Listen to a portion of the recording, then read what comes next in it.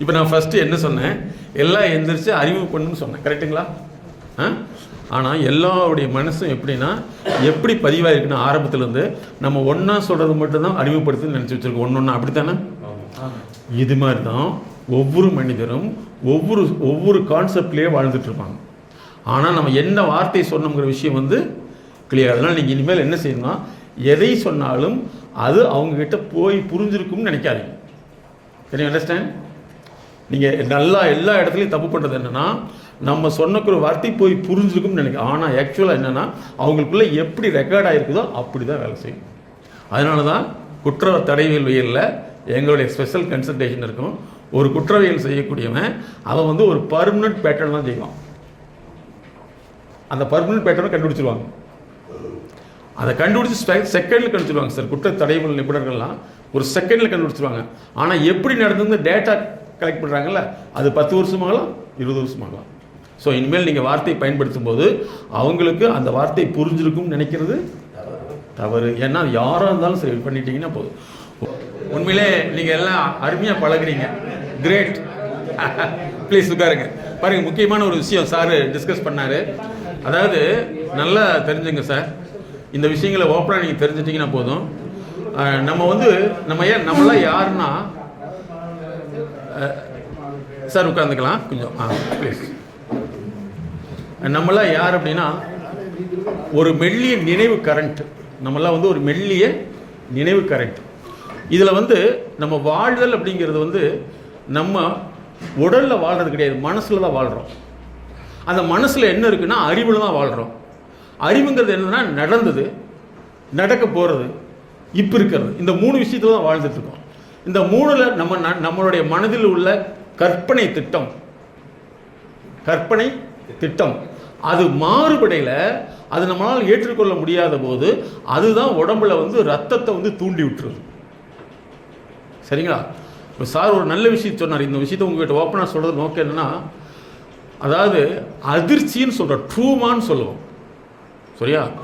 இது என்ன பிடிஎஸ்டின்னு சொல்கிறோம். அதாவது என்ன, அதாவது ஒரு சில நிகழ்வுகள் வந்து நடந்த பின்னாடி அதிர்ச்சியில் வந்து நினைவுகளை மாற்றி விட்டுரும். போஸ்ட் ட்ரூமாட்டிக் ஸ்ட்ரெஸ் டிசார்டர்னு சொல்லுவோம்.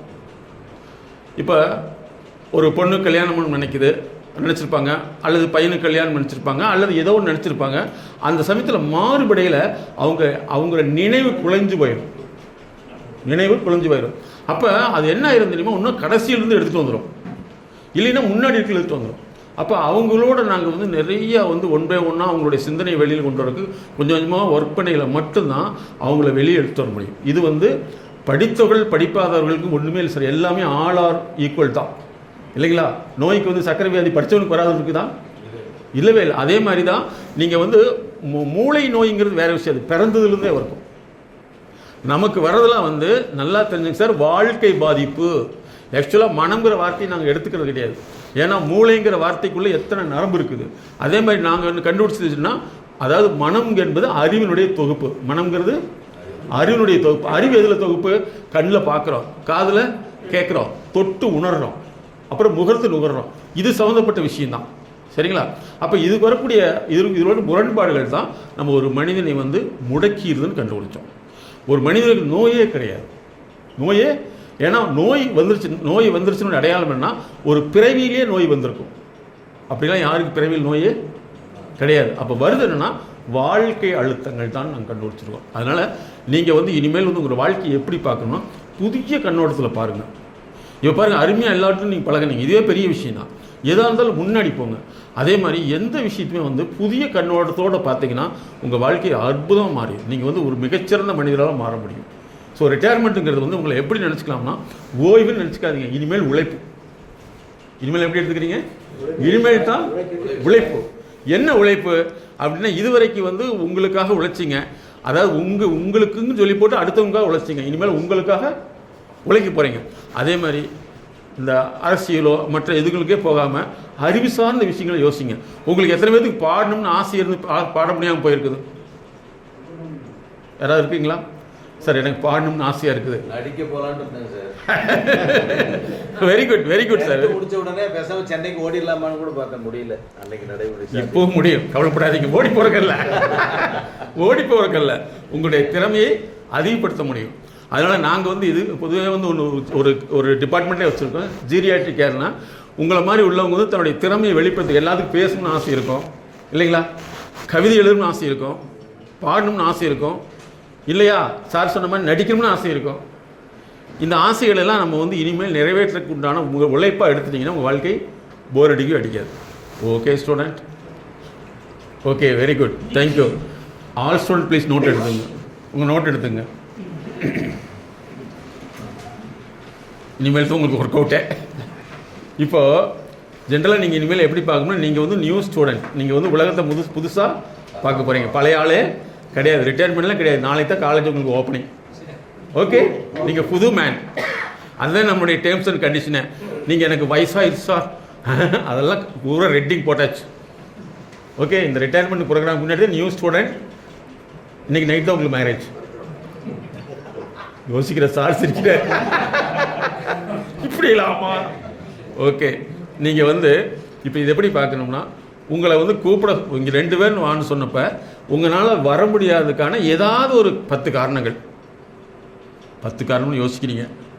ஒரு 2 காரணங்கள் அல்லது 5 காரணங்கள் ஏன் நம்ம வந்து கூப்பிட்ட முன்னாடி ஓட முடியல, முன்னாடி வர முடியலைங்கிறது எழுதலாம். நீங்கள் என்ன செய்கிறீங்கன்னா, கூப்பிட்டோன்னா சரி வந்துடுறேன் போங்க அப்படின்னு வந்துட்டீங்க. எதனால வந்தீங்கிறது அதுக்கு ஒரு 5 பாயிண்ட் எழுதுங்க பார்க்கலாம்.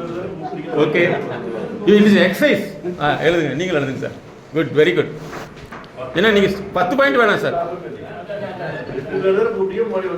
அந்த 2 விதத்தில் நம்ம ஏன் உத்தரவாதி இல்லை? வெரி குட், இது ரீசன். Very good. எப்போவுமே உன்னை ஞாபகத்தில் வச்சுங்க சார், இந்த உலகம் எதை எதிர்பார்க்குதுன்னா முன்னாடி வரக்கூடியவங்களை தான் எதிர்பார்க்குது. ஸோ ஏதாவது ஒரு காரணங்கள் நமக்குள்ளே வந்து தேக்கி வச்சுருப்போம். இப்போ சார் சொன்ன மாதிரி வந்து அவங்க முன்னாடி போயிட்டாங்க. இந்த மாதிரி என்ன காரணங்கள் எதுக்குன்னா, இனிமேல் நீங்கள் எப்படி இருக்கணும், ஏன்னா நம்மளோட ஜெனட்டிக்ஸ் வந்து டிஸ்கண்டினியூ பண்ண போகிறோம். நம்ம ஜெனட்டிக்ஸ் இனிமேல் மாற்ற போகிறோம். ட்ரை பண்ணி எழுதுங்க பார்க்கலாம். எத்தனை உங்களால் என்ன பாயிண்ட் வந்தாலும் எழுதலாம். பாயிண்ட்டே வரலினாலும் பரவாயில்ல. என்ன காரணம்? ஏன்னா நீங்கள் இன்றைக்கி ஸ்டூடெண்ட். மார்க்கெலாம் நீங்கள் தான் போட்டுக்கணும்.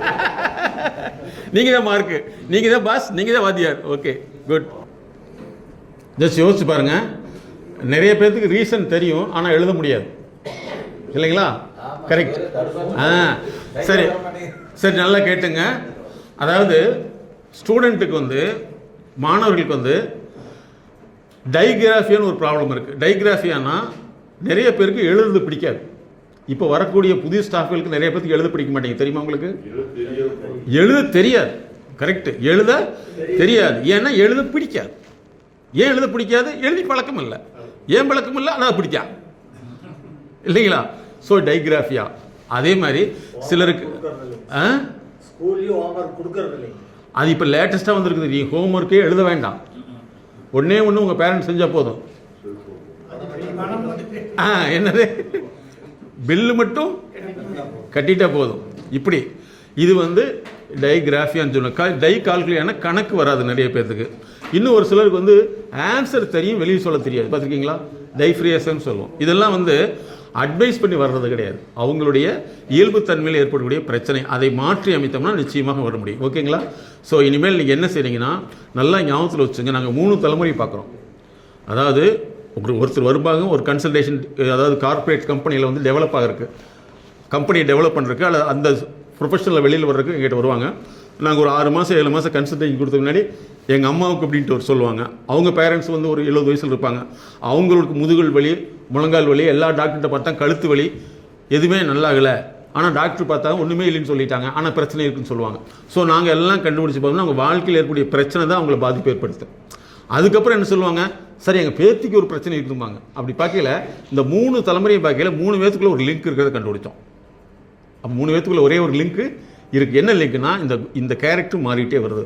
ஸோ அதனால தான் நாங்கள் என்ன சொல்கிறோம்னா, நீங்கள் வந்து உங்கள் வீட்டில் இருக்கீங்கன்னா நீங்கள் தான் உங்களுடைய குழந்தைகளுக்கு, உங்களுடைய பேர குழந்தைகளுக்கு, உங்கள் ஃபேமிலிக்கு role model, new role model. எந்த விஷயமா இருந்தாலும் உங்களுடைய ஜெனட்டிக்கல் ரிஃப்ளெக்ஷன் அங்கே அதிகமாகிட்டு தான் இருக்கும். அதனால் நீங்கள் இனிமேல் சக்ஸஸ்ஃபுல்லாக இருக்க போகிறீங்க. இப்போ உங்கள்கிட்ட ஒரு கேள்வி கேட்டேன், ஏன் வர முடியலன்னு சொல்லிட்டு.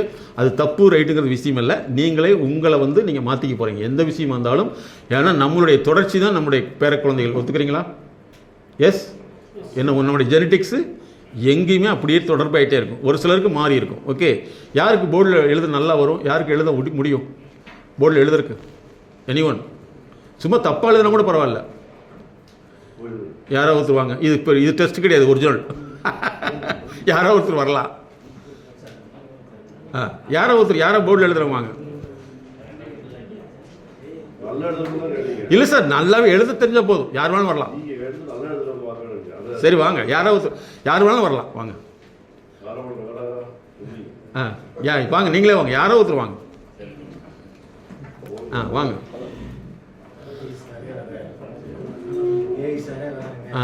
Very good. எடுத்துங்க சார்.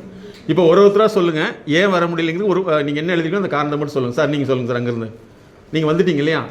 பாரு சார், நீங்கள் வந்தீங்களா? இல்லை, ஓகே. என்ன காரணம் வர முடியல?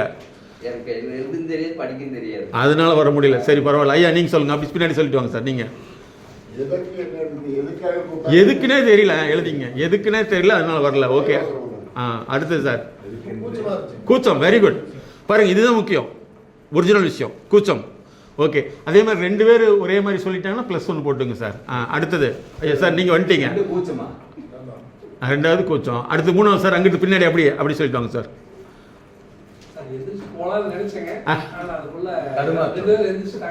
ஓ, அதாவது லேட் ஆயிடுச்சு. காலதாமதம். Very good, very good. அடுத்தது சார், ஒரு உங்களுக்கு டைம் வரா, அவங்க போயிட்டாங்க. நான் என்ன செய்யறது, நானும் அப்படித்தான் நினைச்சேன். காலதாமதம் +1. ஓகே, அடுத்தது சார். சொல்லுங்க. காலதாமதம். ஓகே. யோசிக்கிறதுக்குள்ள. Very good, very good, good. அடுத்தது பின்னாடி சார். தயக்கம். Very good. தயக்கம் வேறு, கூச்சம் வேறு. தயக்கம். அடுத்தது அடுத்தது சார். இல்லை சார், இங்கிட்டு அப்படியே லைனாக வரட்டும். தயக்கம் 1. அடுத்தது சார், தூரத்தில் இருந்ததுனால தூரம் அதிகம். Very good. ஐயா சார், நீங்கள் தயக்கம். ஓகே, அடுத்தது பின்னாடி சார். தயக்கம். ஐயா நீங்கள் தயக்கம். அடுத்தது சார், ஒன்றும் தெரியல, கவனிக்கல. Okay, okay. அடுத்தது சார். அடுத்தது சார். ஓ, வெயிட் பண்ணி போவோம், காத்திருந்து நிதானம். சார், அடுத்தது சார். அடுத்தது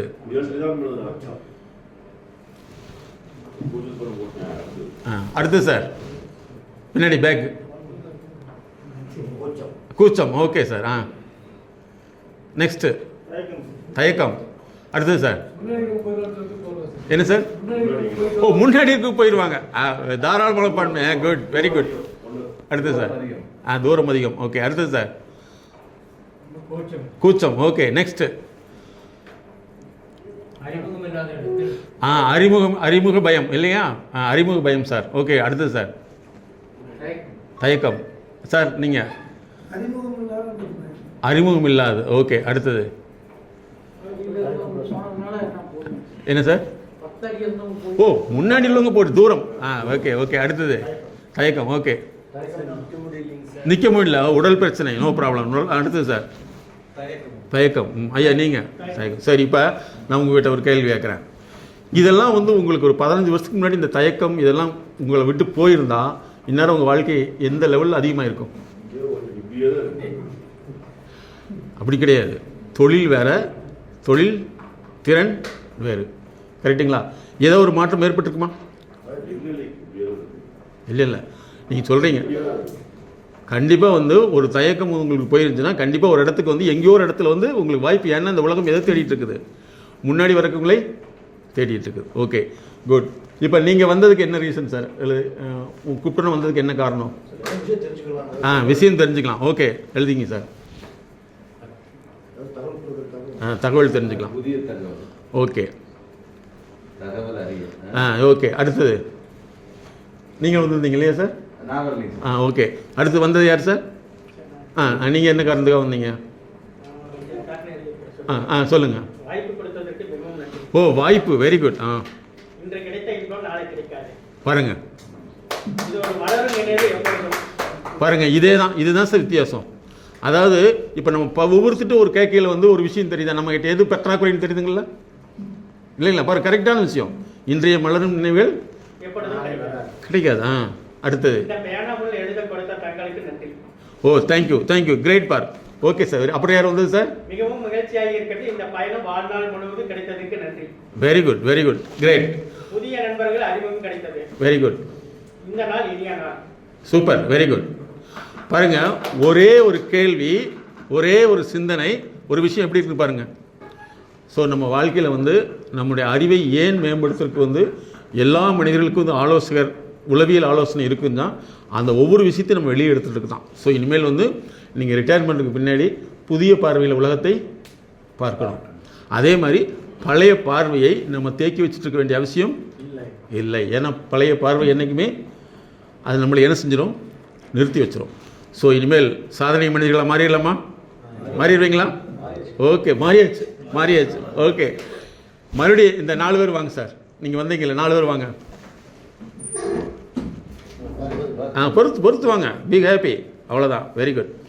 இப்போ நீங்கள் 4 பேர்கிட்ட 4 பேர் முதல்ல எல்லார்ட்டும் பழகுனீங்க. அவங்களுடைய பேர், அவங்க டீட்டெயில்ஸ் இதெல்லாம் ஞாபகத்துக்கு வருதான்னு பாருங்கள். எதுவுமே இல்லை. ஸோ இங்கே வந்து இன்னொரு முக்கியமான விஷயம், நம்ம எல்லார்ட்டும் பேசுகிறோம், எல்லார்ட்டும் பழகிறோம். ஆனால் அந்த பழக்கம் எப்படி இருக்கிறது? மேலோட்டமாக இருக்கிறது. ஏன்னா நீங்கள் தெரிஞ்சுக்க வேண்டிய விஷயம் என்னென்னா, நீங்கள் கான்ஃபரன்ஸ்லாம் நடக்கும், மெடிக்கல் கான்ஃபரன்ஸ் ஹை லெவலில், அவங்க இந்த மாதிரிலாம் இன்ட்ரடக்ஷன் கொடுக்கவே மாட்டாங்க. சும்மா வந்து டீ டைம் தான் நடக்கும். அந்த டீ டைம்லேயே எல்லாத்துடைய பழக்கம் பழகிடுவாங்க, எல்லாத்துடைய விசிட்டிங் கார்டு வாங்கிடுவாங்க, எல்லாத்துடைய அட்ரஸும் வாங்கிடுவாங்க. நாளைக்கு ஏதாவது இருந்துச்சுன்னா இவர் அங்கே போய் பாருன்றுவாங்க, ரெஃபரல். ஸோ முதல்ல நம்ம தெரிஞ்சுக்க வேண்டியது வந்து நட்பு வட்டம் தான் நமக்கு மிகப்பெரிய ப்ராப்பர்ட்டி. ஸோ நட்பை அதிகப்படுத்தணும். ஸோ இனிமேல் யார்கிட்ட பழகணும், எப்படி பழகணும்? டீட்டெயிலாக பழகணும். நம்ம எங்கே போனாலும் வால்பறையா அங்கே இருக்காரு, இங்கே இருக்கியா அங்கே இருக்காருன்னு சொல்கிற அளவுக்கு நமக்கு வந்துட்டோம்னா நமக்கு வாழ்க்கை போர் அடிக்குங்களா? அடிக்கவே அடிக்காது. ஓகே. இப்போ என்ன ஒரு காரணம் என்னன்னு சார், எல்லாருமே ஒரே தொழிலை செய்கிறோம், எல்லாரும் ஒரே மாதிரி தான் நாங்கள் போகிறோம். Very good. அதனால அது பெருசாக அறிமுகம் தேவையில்லைங்கிற மாதிரி அப்படி நினச்சிட்டீங்க. Very good. அப்படி நினச்சிட்டிங்க. ஆனால் இனிமேல் என்னென்னா ஒரே தொழில் தான் சார். நாங்கள் ஒன்றும் இல்லை, முந்தானத்துக்கு வந்து மியூசிக்கல் ப்ரோக்ராமுக்கு எங்களை கூப்பிட்டாங்க, தலைமை விருந்தினர், நானும் மேடம் போயிருந்தோம். சரியா? அங்கே பார்த்தீங்கன்னா ஒரு 70 வயசில் உள்ளவர் சிம்பிளாக உட்காந்துருக்காரு. ஆனால் அங்கே இருக்க அத்தனை பேருமே சிங்கர்ஸ், எல்லாமே பாடகர்கள் தான். ஒரு 35 பேரும் பாடகர்கள் தான். ஒவ்வொருத்தரும் ஒரு ஏரியாவில் இருக்காங்க. ஆனால் ஒவ்வொருத்தரும் ஒரு ஏரியாவில் ஒரு கனெக்ஷன். நீங்கள் என்ன பண்ணிட்டு இருக்கீங்க, நான் இந்த பாட்டெலாம் எனக்கு தெரியும், இந்த ஒரு கனெக்ஷன். ஸோ எப்பவுமே இந்த ப்ரொஃபஷனல் கனெக்டிவிட்டிங்கிறது நம்ம வாழ்க்கையை வந்து ஏதோ ஒரு இடத்துல வந்து கொண்டு போய் சேர்த்தோம். நான் பார்க்குறது என்னன்னா, ஒருத்தர் வந்திருந்தார், அவர் 300 படத்துக்கு வந்து பேக்ரவுண்ட் மியூசிக் பண்ணிட்டு இருக்கார். ஸோ எங்களை பார்த்தோன்னா ஹாப்பி ஆகிட்டார். இன்றைக்கி காலையிலேருந்து அவ்வளோ மெசேஜெல்லாம் சார் இன்னொன்று இதில் நான் பண்ணியிருக்கேன் பாருங்கள் திருப்பி அனுப்புகிறார். ஸோ கனெக்டிவிட்டிங்கிறது ரொம்ப முக்கியமான விஷயம்.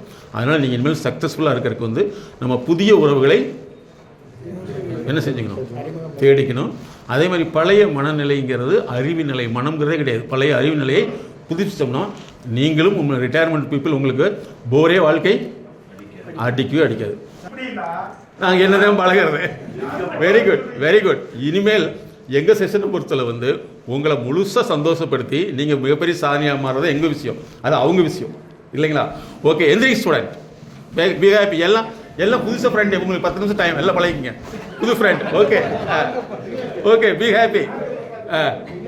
என் பக்கத்தில் உட்காந்துக்கிற பேர் தாமஸ், ஐடி ஸ்டூடெண்ட்டு. 2 பேரும் 83 படித்த ஒரு இது. இன்னைக்கு 2 பேரும் ஒரே இடத்துல. ஒன்றா படிச்சு ஒரே கிளாஸ், ஒரே சீட்டு பக்கத்தில் அதே மாதிரி. Very good. இல்லை பெரிய விஷயம் இல்லை. 83 படிச்சதுங்க. அதே ஓல்டு ஸ்டூடெண்ட்டு, இன்னைக்கு நியூ ஸ்டூடெண்ட்டாக இருக்கு. Very good. Okay friends, okay student, எல்லாம் ரெடி ஆகிட்டீங்களா? வாங்க.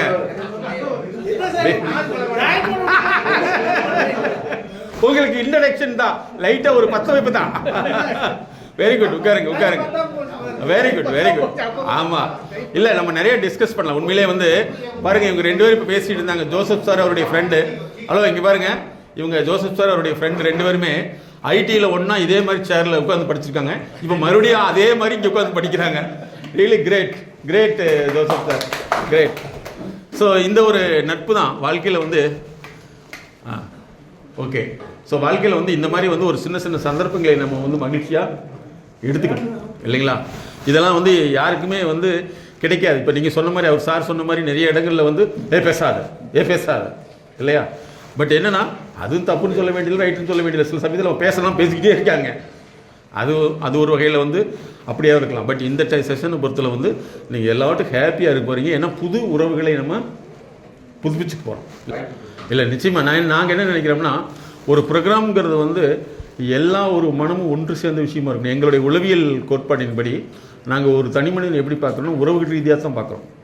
ஸோ அவங்களுக்குள்ள வந்து ஒரு மன இணைப்பு, அன்பு இணைப்பு இருக்கணும். அதுதான் நாங்கள் விரும்புவோம். அதனால தான் வந்து உங்களுக்கு இடையிலலாம் டிஸ்கஸ் பண்ணிட்டு மிட் பாயிண்ட் இந்த மாதிரி சொல்லலை. உங்களுக்கு இன்னுமே நீங்கள் ஹாப்பி ஆகிடுவீங்க. நம்ம மறுபடியும் இன்னொரு செஷனும் இருக்குது. அதில் என்னென்னா, இன்னுமே நீங்கள் சந்தோஷமாகல தான் இந்த உலகத்தில் வந்து இனத்தை வந்து நினச்சிருக்கோம். இனத்தை வந்துருக்கோம்னா நம்முடைய மெல்லிய நினைவுகள் தான் நமக்கு சந்தோஷம். ஆமாவா இல்லையா? நம்ம நினைவுகள் எல்லாமே மெல்லிய நினைவுகள் தான். அந்த நினைவுகளை வந்து நம்ம புதுப்பிச்சுட்டே இருக்கையில் மட்டும்தான் நம்மளால் வாழ முடியும் இல்லைங்களா? பழைய நினைவழுத்தம் நாங்கள் என்ன சொல்லோம்னா, பேஸ்ட் ஒன்றும் இல்லை பேஸ்ட். அதாவது நிமோனிக் ஃபோபியான்னு ஒன்று இருக்குது. என்ன, சிலருக்குலாம் வந்து ஒரு புதிய இடத்தை பார்த்தாவோ அல்லது பழைய இடத்த பார்த்தாலோ அந்த இடத்துக்கே போகிறதுக்கு பயந்துக்குவாங்க. இதெல்லாம் பார்த்துருப்பீங்க. பழைய அந்த மாதிரி பேச்சுக்களை கேட்குறவங்களே பயந்துக்குவாங்க. இன்றைக்கி வந்து இந்த பாசிட்டிவ் நம்ம சொல்லி கொடுத்தாங்க பாருங்கள், அது எல்லாமே நெகட்டிவ். பாசிட்டிவ்னு என்னென்னா, சாதகமானது மட்டுமே பேசுறது. திருடனுக்கு திருடுறது மட்டும்தான் சாதகம், அப்படி தானே? அவனுக்கு பாசிட்டிவ். திருட்டு கொடுக்குறவனுக்கு நெகட்டிவ் இல்லைங்களா? இப்போ என்ன செஞ்சிடறாங்கன்னா, எல்லாத்துக்கும் வந்து இப்போ நிறைய இப்போ ஒரு 15 வருஷத்துக்கு முன்னாடி நம்ம ஸ்கூல்லாம் என்ன சொல்லிட்டாங்க, பாசிட்டிவாக பேசுன்னு சொல்லி இப்போ அந்த பசங்கனால் வந்து அவனுக்கு பிடிக்காத ஒன்று பேசினா அவனால் தாங்க முடிய மாட்டேங்குது. சரிங்களா? அவங்களால ஒரு விஷயம் எடுத்துக்க முடிய மாட்டேங்குது. நேற்று ஒருத்தர் போட்டிருக்காரு, வருஷம் 17 லட்ச ரூபா சம்பாதிக்கிறாராமா ஐடி இண்டஸ்ட்ரியில், வேலை அதிகமாக இருக்குதாம்மா, அதனால் வேலை பிடிக்கல ரிசைன்மெண்ட் வந்துட்டாராமா. அதில் 2-3 பேர் கேட்டிருக்காங்க. அப்போ ஏற்கனவே அவங்க அப்பா ஏற்கனவே சம்பாதிச்சு வச்சுருப்பார். அப்போ என்ன ஆகுது, இந்த சம்பாதிக்கிறது அவனுக்கு பிடிக்கல இல்லையா? ஆனால் வசதி இல்லாதவனுக்கு 17 லட்சம்ங்கிறது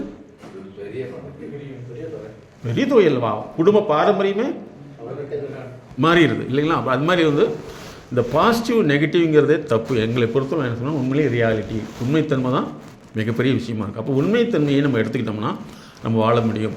அந்த பாசிட்டிவ்ங்கிறதை வந்து சாதகமாக சொல்லணும். அவங்களுக்கு தகுந்த மாதிரி பேசுகிறது தான் சாதகம். ஆனால் அவங்களால வந்து உண்மைத்தன்மையை எடுத்துக்க முடியாது. ஸோ அதனால் இனிமேல் வந்து எங்களுடைய செஷனை பொறுத்தவரை வந்து நீங்கள் அத்தனை பேர் ஹாப்பியாக இருக்கணும், ஒவ்வொரு வினாடியுமே சந்தோஷமாக இருக்கணும் அப்படிங்கிறது தான் முக்கியம். ஓகே, இப்போ பழகிற முன்னாடி எல்லாத்துக்கும் கொஞ்சம் ரிலாக்ஸாக வந்துட்டிங்களா? எல்லார்ட்டும் பேச முடியுதுங்களா?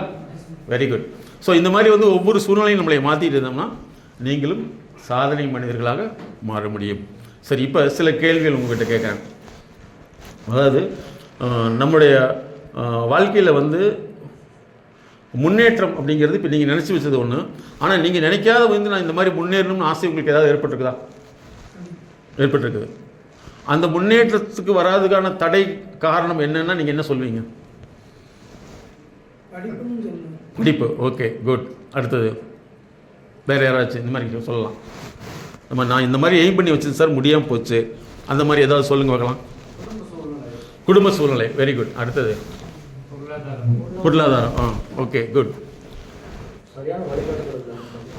மெயின் அதுதான், நமக்கு சரியான வழிகாட்டல் இல்லை. பாருங்கள், நீங்கள் உலகம் முழுவதும் எல்லா டிவிலையும் பாருங்கள், இந்த பெரிய நிறுவனங்களுடைய டிவியில் மட்டும்தான் அட்வைசர்னு போடுவான். அட்வைசர், இதனுடைய அட்வைசர் சொல்கிறாரு. பிபிசியில் பார்த்தீங்கன்னா அப்படி தான் போடுவாங்க. மற்ற இடத்துல பார்த்தீங்கன்னா பேச்சாளர் மட்டும் தான் காமிப்பாங்க. ஏன்னா அட்வைஸுங்கிறது வெளியில் காமிக்கவே மாட்டாங்க. அதனால் நீங்கள் வந்து சொல்லக்கூடிய காரணங்கள் அதில் முதன்மை காரணம் என்னன்னா நமக்கு சரியான வழிகாட்டல் இல்லை.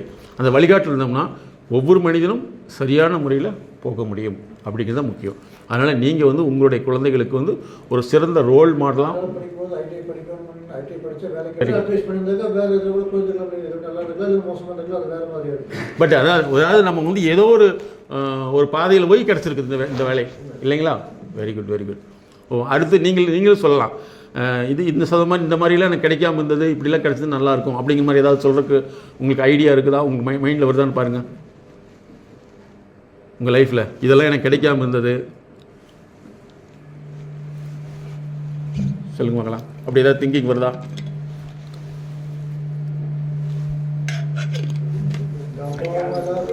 என்ன சார்? ஓகே. தெரியாது. Okay okay okay good good. ஓஹோ very good very good very good. Okay நன்மை, யதார்த்தமான தன்மை.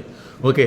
ஸோ இன்னும் அடுத்து என்னென்னா, நீங்கள் பேசும் பொழுது, நீங்கள் இனிமேல் ரிட்டையர்மெண்ட்டுக்கு முன்னாடி நீங்கள் உங்கள் பேசும் பொழுது மெயினாக தெரிஞ்சுக்க வேண்டிய விஷயம் என்னென்னா, எதையுமே வந்து ரொம்ப அழுத்தம் திருத்தமாக உங்களுக்கு தகுந்த மாதிரி நீங்கள் நினைக்கிறத பேசுகிறத வந்து மேக்ஸிமம் குறைச்சிக்கணும். ஏன் அப்படின்னா, மேடம் அப்படியே ஒரு விஷயம் சொன்ன மாதிரி தான், நம்ம சொல்லக்கூடியதை அவங்க தப்பாக புரிஞ்சுக்குவோம். அப்படி ஏதாவது உங்களுக்கு அனுபவமாக இருக்கா?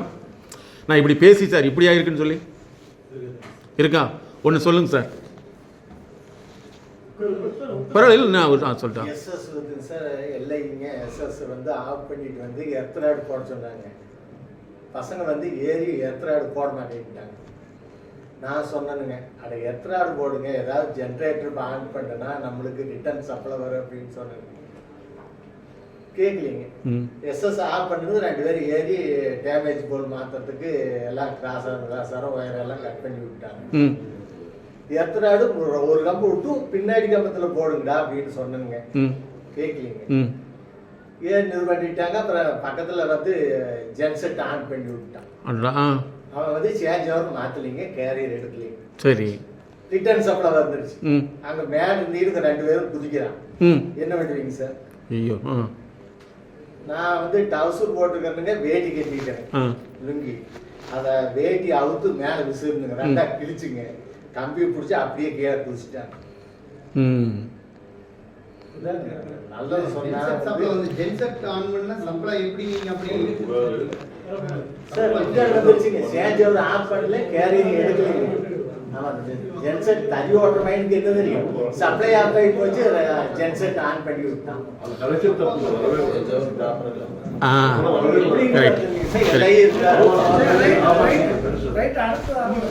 பரவாயில்ல பரவாயில்ல, பாருங்க, இது ஒரு லிவிங் எக்ஸாம்பிள்ஸ். சரி பரவாயில்ல. அதாவது ஒரு லிவிங் எக்ஸாம்பிள்ஸ். ஏன் அப்படின்னா, அவர் சொல்றாரு கரெக்டா, அது வந்து நடந்திருக்குது, எப்படி நடந்திருக்கு தெரியல, பட் அதனுடைய பாதிப்பை வந்து நிறைய பார்த்துருக்காரு. ஸோ நம்ம நிறைய விஷயங்களில் வந்து நம்ம பேச்சு, இந்த கம்யூனிகேஷன் அப்படிங்கிறது என்னென்னா, நீங்கள் பேசுகிறத அவங்க கரெக்டாக புரிஞ்சிருக்காங்கன்னு சொல்லவே முடியாது. நிறையா ப்ராப்ளங்கள் வர்றது வந்து நம்ம நினச்சிருப்போம் இப்படித்தான் சொல்லி, ஆனால் அவங்க வந்து அப்படி கிடையவே கிடையாது. நான் ஒரு கேஸ் சொல்கிறேனே, ஒரு கோர்ட்டு கேஸ் எங்ககிட்ட வருது. என்னன்னு சொன்னால், அவர் அந்த ஸ்டேட்மெண்ட்டை பார்த்துட்டு அப்படியே கேஸ் போட்டு விட்டார். சரியா? அந்த கேஸ் எழுதினவர் வந்து என் நண்பர், என்கிட்ட வர்றாரு. இவங்க 2 பேரும் எனக்கு ஃப்ரெண்டு தான். நான் கேட்டேன், நீங்கள் என்ன போட்டிருக்கீங்க சார் அப்படின்னு. சார் இப்படிலாம் பண்ணியிருப்பாங்க, இப்படிலாம் நான் பண்ணியிருப்பாங்க, இப்படிலாம் செஞ்சுருப்பான்னு போட்டிருக்காரு, ஆனால் நான் அப்படி செய்யவே இல்லை அப்படின்னாரு. இவர்கிட்ட கேட்டேன், என்ன சார், எதுக்கு சார் நீங்கள் இந்த மாதிரி தப்பாக எழுதிருக்கீங்கன்னு கேட்டேன். அப்படிலாம் இல்லை சார், நீங்கள் முதல்ல படித்து பாருங்க. படித்து பார்த்தா இப்படிலாம் இருக்கும் என்று கற்பனை செய்யக்கூடாதுன்னு போட்டிருக்காரு. புரிஞ்சுதா? கீழே ஒரு ஸ்டேட்மெண்ட் போட்டிருக்காரு. ஆனால் அவர் என்ன நினச்சிட்டாரு, நீ இப்படி தான் என் மேலே தப்பா. ஸோ அதனால் வந்து நீங்கள் இந்த ஃபேமிலி இனிமேல் வந்து உங்களுடைய வார்த்தைகள் எல்லாமே வந்து மக்கள் எப்படி எதிர்பார்ப்பாங்கன்னா, ரொம்ப அக்யூரேட்டாக எதிர்பார்ப்பாங்க. அதனால் வந்து நிறைய விஷயங்களில் வந்து இந்த கம்யூனிகேஷன் விஷயத்தில் நல்லா ஞாபகத்தில் வச்சுட்டு, தேவையில்லாத விஷயங்களை மேக்ஸிமம் தவிர்த்துட்டீங்கன்னா நமக்கு நிம்மதி கிடைச்சிடும், தானாக கிடைச்சிடும். சில சமயங்களில் வந்து நீங்கள் முன்னாடி போகிறது. ஏன் அப்படின்னா, நிறைய பேருடைய வாழ்க்கை முழுவதும் வந்து இந்த பிரச்சனையில் தான் மாறி போகுது. ஓகேங்களா? ஸோ அதனால் வந்து நீங்கள் சக்ஸஸ்ஃபுல்லாக வர போகிறீங்க. உண்மையிலேயே வந்து இன்றைக்கி ஒரு ஸ்டூடெண்ட்டுக்கு கேட்குறதே ஒரு சந்தோஷமாக இருக்குதா? Really great. நம்ம மனிதர்கள் எப்பவுமே வந்து நம்மளை வந்து அதே லெவலில் வச்சுட்டு இருந்தோம்னா நல்ல ஹாப்பியாக இருக்கலாம். ஸோ முக்கியமான விஷயம் என்னென்னா, இப்போ உங்களுடைய இந்த அநேகமாக நீங்கள் வந்து ஒரு வேளை மருமகன் அல்லது மருமகள் எடுத்திருந்தாங்க கூட முக்கியமான செய்தி என்னென்னா, இனிமேல் எடுத்திருந்தாங்களும் சரி எடுக்க போகிறவங்களா இருந்தாலும் சரி, பொதுவாக வந்து மருமகளை டீல் பண்ணக்கூடிய ஒரு முக்கியமான விஷயம் மட்டும் நீங்கள் மனசில் வச்சுங்க. ஆல்ரெடி நீங்கள் பண்ணிட்டு இருந்தாலும் இதை மறுபடியும் ஃபாலோ பண்ணிங்க. உங்கள் மருமகள் அம்மா வீட்டுக்கு போகிறேன்னு சொன்னால் உடனே ஓகேன்னு சேங்ஷன் பண்ணிடுங்க. நீங்கள் தான் தெய்வம். ஏன் இப்போ தானே போயிட்டு வந்த ஆப்பு, வெரி குட், அதை பண்ணிடுங்க. அதே மாதிரி பெண் குழந்தைகளாக இருந்தால் நீங்கள் நல்லா நினச்சிங்க, எவ்வளவு படித்தாலும் அது சிலபஸ் தானே தவிர வாழ்க்கை அல்ல. பெண் குழந்தைக்கு முதல்ல கல்யாணத்துக்கு முன்னாடி திருமண ஆலோசனைங்கிறத கொடுத்து அந்த பெண் வந்து அவங்கள எப்படி சமாளிக்கணுங்கிற சரியான விஷயத்தை கொடுத்துட்டோம்னா உளவியல் ரீதியில் அதில் தான் மேடம் எக்ஸ்பர்ட். அந்த குழந்தை எங்கே வேணாலும் சமாளித்தோம். ஏன்னா நாங்கள் பார்க்குறது வந்து எம்டி படித்தவங்க, எம்எஸ் படித்தவங்க, டாக்டர் படிக்க வரைக்கும் வந்து பார்த்தீங்கன்னா ஃபேமிலி கான்ஃப்ளிக்ட், குடும்ப முரண்பாடுகள் இருக்குது. அதான் பெண்ணுக்கு வந்து நம்ம என்ன நினச்சிருக்கோம்னா, படிச்சுட்டா அறிவு வந்துருங்கிறது. படிச்சுட்டா சிலபஸ் தான் ஒரு அறிவு வராது. சரிங்களா? இதை நீங்கள் மனசில் வச்சுங்க. அதே மாதிரி உங்களுடைய மருமகனாக இருந்தால் நீங்கள் மறுபடியும் ஞாபகத்தில் வச்சுக்க வேண்டியது வந்து எல்லாம் ஓகே ஓகே ஓகேன்னு மட்டும் சொல்லிடுங்க. ஏன்னா யாரும் முரண்பாட்டான கருத்துக்களை எடுத்துக்க விரும்புறது இல்லவே இல்லை. அவங்களுக்கு தேவை வந்து எஸ் அப்படின்னு சொல்லக்கூடிய ஒரு ஆள் தான். சரி, எப்போவுமே அப்படி தான் சொல்லணுமா அப்படின்னா அதுக்கு மேலே சொன்னோம்னா தான் குடும்பம் ரெண்டா போகுது. ஏன்னா மக்கள் விரும்புகிறது என்னென்னா, நான் சொல்கிற மாதிரி கேளுங்க. ரிட்டையர்மெண்ட்டில் நிறைய நீங்கள் வந்து உங்களை நீங்கள் ப்ராக்டிஸ் பண்ண வேண்டியது என்னென்னா, ஓகே, ஏன்னா நீங்கள் பேசுகிறது நண்பர் கிடையாது, நீங்கள் பேசுகிறது வந்து உங்களுடைய ஃப்ரெண்டு கிடையாது, உங்கள் பாலிய சிநேகம் கிடையாது, உங்களை விட வயதில் குறைந்த மருமகனாக இருக்கலாம், மருமகளாக இருக்கலாம். அப்போ அவங்களுடைய டிஎன்ஏ வேறு, நம்மளுடைய டிஎன்ஏ வேறு. அப்போ நீங்கள்லாம் வந்து உதாரணத்துக்கு உங்களுடைய ஏஜில் வந்து எந்த வயசில் வந்து வண்டி வாங்கியிருப்பீங்க சார்? 2 வீலர்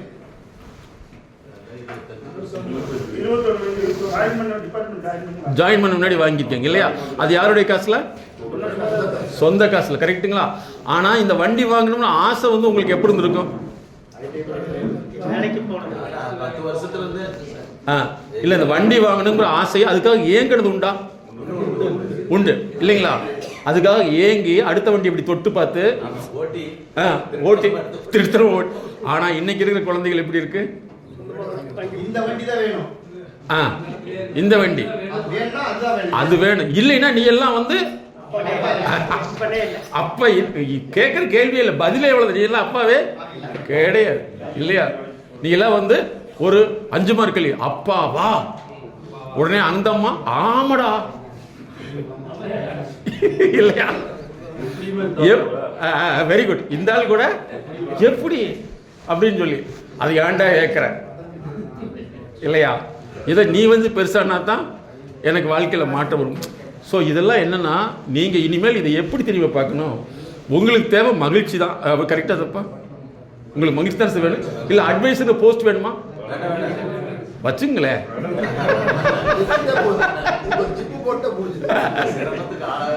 பாருங்க, அது சிரமத்துக்கு ஆளாகவே வேண்டாம். ஏன்னா அட்வைஸ் மக்கள் யாருமே ஏற்றுக்க தயாராக இல்லை. அதனால தான் மெடிக்கல் அட்வைசர் தனியாக பில் போடுறாங்க. மெடிக்கல் அட்வைசர் முதல்ல என்ன சொல்லுவாங்க, ஒரு டயபெட்டிக் போனீங்கன்னா இதை சாப்பிடுங்கன்னு சொன்னாங்க. அது சொன்னால் கேட்க மாட்டேங்க. அடுத்த டாக்டர்கிட்ட போய் அதுக்கு போய் டயட்டீஷியன் சொன்னால் மட்டும்தான் எஸ் டாக்டருங்க. அது ஃபீஸ் கொடுத்தா மட்டும்தான் ஃபீஸ் எடுக்குது இல்லைங்களா? ஃபீஸு பிடிக்குது.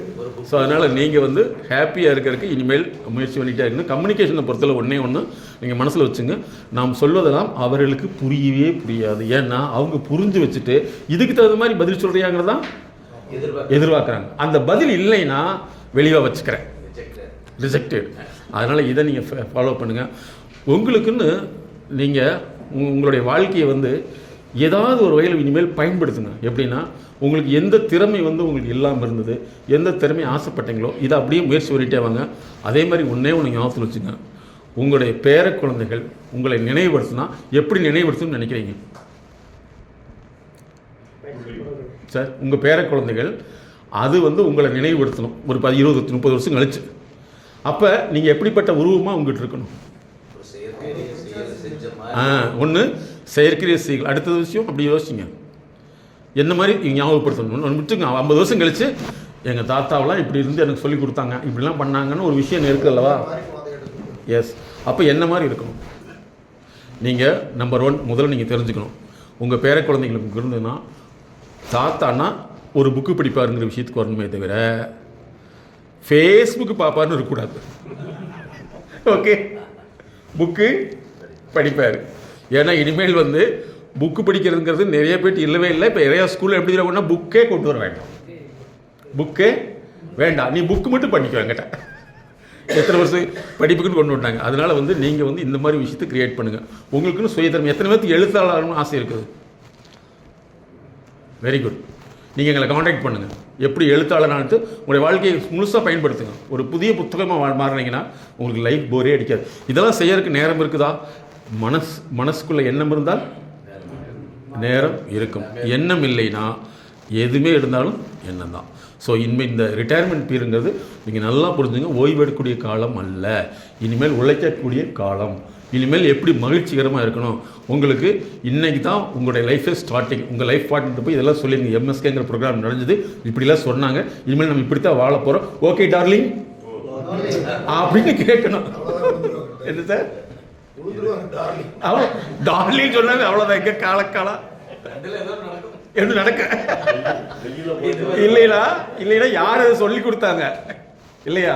அப்படி நீ போய் ஓப்பனாக சொல்லிட்டீங்கன்னா அப்பா பரவாயில்ல, இத்தனை நாள் நேர்ந்தது கரெக்டாக போச்சு. Be happy. இனிமேல் வந்து ஒரு மகிழ்ச்சிகரமாக தான் இருக்கணும். சொந்தக்காரங்களுக்காக உங்கள் வீட்டில் சண்டை போடாதீங்க, உங்கள் வீட்டுக்காரக்காங்க சொந்தக்காரங்க போய் சண்டையும் போடாதீங்க. 2 விஷயம் அப்படி பார்க்கையில் வந்து நீங்கள் மட்டுமே ஹாப்பியாக வாழ்வீங்க. ஏன்னா உங்களுடைய வாழ்க்கை வந்து இனிமேல் மகிழ்ச்சியில் தான் இருக்குது. மகிழ்ச்சிங்கிறது உள்ள மன நெகிழ்ச்சி தான் மகிழ்ச்சி. அதை பண்ணுங்கள். அதே மாதிரி வந்து முக்கியமான விஷயம்னா உணவு கட்டுப்பாடை பொறுத்தவரை வந்து நீங்கள் பெருசாலும் நினச்சிக்காதீங்க. உங்களுக்கு என்ன பிடிக்குதோ அதை சாப்பிடுங்க. அதை சாப்பிட்றது என்ன தெரியுமா? சக்கரை வியாதிக்காரங்க முன்னாடி டீ சாப்பிட்டீங்கன்னா பிடிக்காது, சக்கரை வியாதிக்காரங்க முன்னாடி ஸ்வீட் சாப்பிட்டீங்கன்னா பிடிக்காது இல்லைங்களா? கரெக்டாக சார்? அவங்க என்ன சொல்லுவாங்க? இப்படிலாம் தின்னா சீக்கிரம் போயிருவாங்க. அதனால் உணவு விஷயத்தை பொறுத்தவரை நீ உங்களுக்கு பிரியமான இடத்துல சாப்பிட்டீங்கன்னா ஒரு பிரச்சனையாக இருக்காது. இனிமேல் வந்து நீங்கள் ஒவ்வொரு வினாடியும் வந்து ரெஃப்ரெஷ்மெண்ட். மெயினாக நீங்கள் பார்க்க வேண்டியது என்னென்னா, நீங்கள் அடுத்தவங்க தொடர்பு கொள்ளும் பொழுது அந்த தொடர்பு வந்து அவங்க புரிஞ்சிக்க மாட்டாங்க அப்படின்னு சொல்லி அவங்களுக்கு தேவையான சப்ஜெக்ட் மட்டும் சொல்லிடுங்க. உங்கள்கிட்ட வந்து நிறைய கம்பல் பண்ணி கேட்டால் மட்டும்தான் விஷயங்களை பேசுங்க. தேவையில்லாத அட்வைஸ் பண்ணுறதுல வந்து நமக்கு இதுவே பழக்கமாக போயிடும். நீங்கள் பாருங்கள், எல்லா கிராமங்களையும் எல்லா ஊர்லேயும், டவுன் சிட்டியில் அப்படி கிடையாது. ஆனால் டீ கடையில் உட்காந்து இவர் யாருங்க, அவர் டிபார்ட்மெண்ட்லேருந்து ரிட்டையர் ஆனவருங்க அப்படி தான் சொல்லுவாங்க. ஸோ அந்த மாதிரி இல்லாமல் நீங்கள் புதிய நட்பு வட்டத்தை உருவாக்கலாம். குட். இப்போ என்ன செய்கிறீங்கன்னா, மறுபடியும் 1 சொன்னவங்கள ஒரு குரூப், 2 சொன்னவங்கள ஒரு குரூப், ஒரு குரூப்பாக நின்றுட்டு நம்ம இதுவரைக்கும் இருந்த வாழ்க்கையிலிருந்து இனிமேல் மாறுபட்டு வாழப்போகிற ஒரு group discussion. Okay sir, first group okay. இப்போ என்னென்னா, இப்போ நீங்கள் டிஸ்கஸ் பண்ணியிருப்பீங்க. இப்போ இதில் இந்த குரூப் டிஸ்கஷனில் என்ன அப்படின்னு சொன்னால், இப்போ ஃபஸ்ட்டு குரூப் ஒன்று டிஸ்கஸ் பண்ணியிருப்பீங்க. அதை வந்து குரூப்பாக சொல்கிறது ஒன்று, அப்புறம் தனித்தனியாக உங்களுக்கு தனியாக வாய்ப்பு கொடுப்போம். அது ஒவ்வொருத்தராக வந்து நீங்கள் இதுக்கு முன்னாடி இருந்த வாழ்க்கை தரத்துக்கும் இனிமேல் இருக்கிற வாழ்க்கை தரத்தை நான் புதுசாக புரிஞ்சுக்கிட்டேன் அப்படிங்கிறது நீங்கள் சொல்ல போகிறீங்க. அது தனித்தனியாக வாய்ப்பு. இப்போ வந்து குரூப் டிஸ்கஷன். குரூப்பில் வந்து இந்த குரூப்பில் வந்து நீங்கள் இதுக்கு முன்னாடி வரைக்கும், இந்த ப்ரோக்ராம் முன்னாடி வரைக்கும் நாங்கள் எப்படி உலகத்தை பார்த்தோம், இனிமேல் எப்படி உலகத்தை பார்க்கணும்னு சொல்ல போகிறீங்க. ஓகே, ஃபஸ்ட் குரூப் எடுத்துக்கிறீங்க. அதுக்கடுத்து வந்து இதெல்லாம் எல்லா குரூப் சொன்ன முன்னாடி தனித்தனியாக ஒவ்வொருத்தருமே சொல்ல போகிறீங்க. எப்படி இருந்த நான் ஓகே.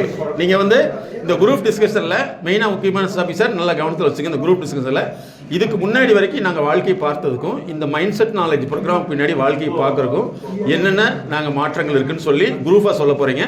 அப்புறம் தனித்தனியாக சொல்ல போகிறீங்க. ஓகே, ஃபஸ்ட் குரூப் உங்கள் பேரை சொல்லிக்கலாம். உங்கள் குரூப்பில் என்ன டிஸ்கஸ் பண்ணீங்க? வணக்கம், என் பேர் சுதேவன். அங்கக்குழி டிவிஷனில் சேத்துமலை சேர்த்து ரெவன்யூ சூப்பர்வைசர் இருக்கோம். அடுத்த மாதம் ரிட்டையர்டு. நாங்கள் குரூப்பில் கன்சல்ட் பண்ணிருந்தேன். சார் சொன்னாங்க, இப்போ இவர் 32 வருஷமாச்சம்மா பொள்ளாச்சி வந்து.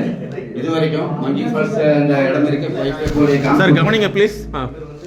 பக்கத்தில் இருக்க மங்கி ஃபால்ஸை வந்து போய் காமிச்சது இல்லையா சொல்கிறோம். அப்படி அதில் இந்த குறை தான். நானும் அப்படிதான். என்னோட ஒய்ஃப் கொஞ்சம் வால்பாறை ஏரியா கூட்டிட்டு போறதே இல்லை, தெரியாது. அதை பற்றி நாங்கள் குடும்ப ஃபேமிலி டிஸ்கஸ் பண்ணியிருக்கிறோம். வேற யார் சொன்னாங்க? சார் சொன்னாங்க அவருடைய ஃபர்ஸ்ட் வந்து அவர் குலதெய்வத்தை தான் வணங்கணும். முதலில் காலை எழுந்தவுடன் நம்மளுடைய குலதெய்வத்தை வணங்கணும் சார். இரண்டாவது 2 உள்ளங்கை நீட்டி வச்சுங்க. 6 முகம் அருளிடும் அடிதினமும் 7 முகம் ஓம் சரவணம் பவா 3 தாட்டி சொன்னா நமக்கு வர கஷ்ட நஷ்ட குறை எல்லாமே துன்பத்துள்ள ஆகி போயிடும். Okay, next.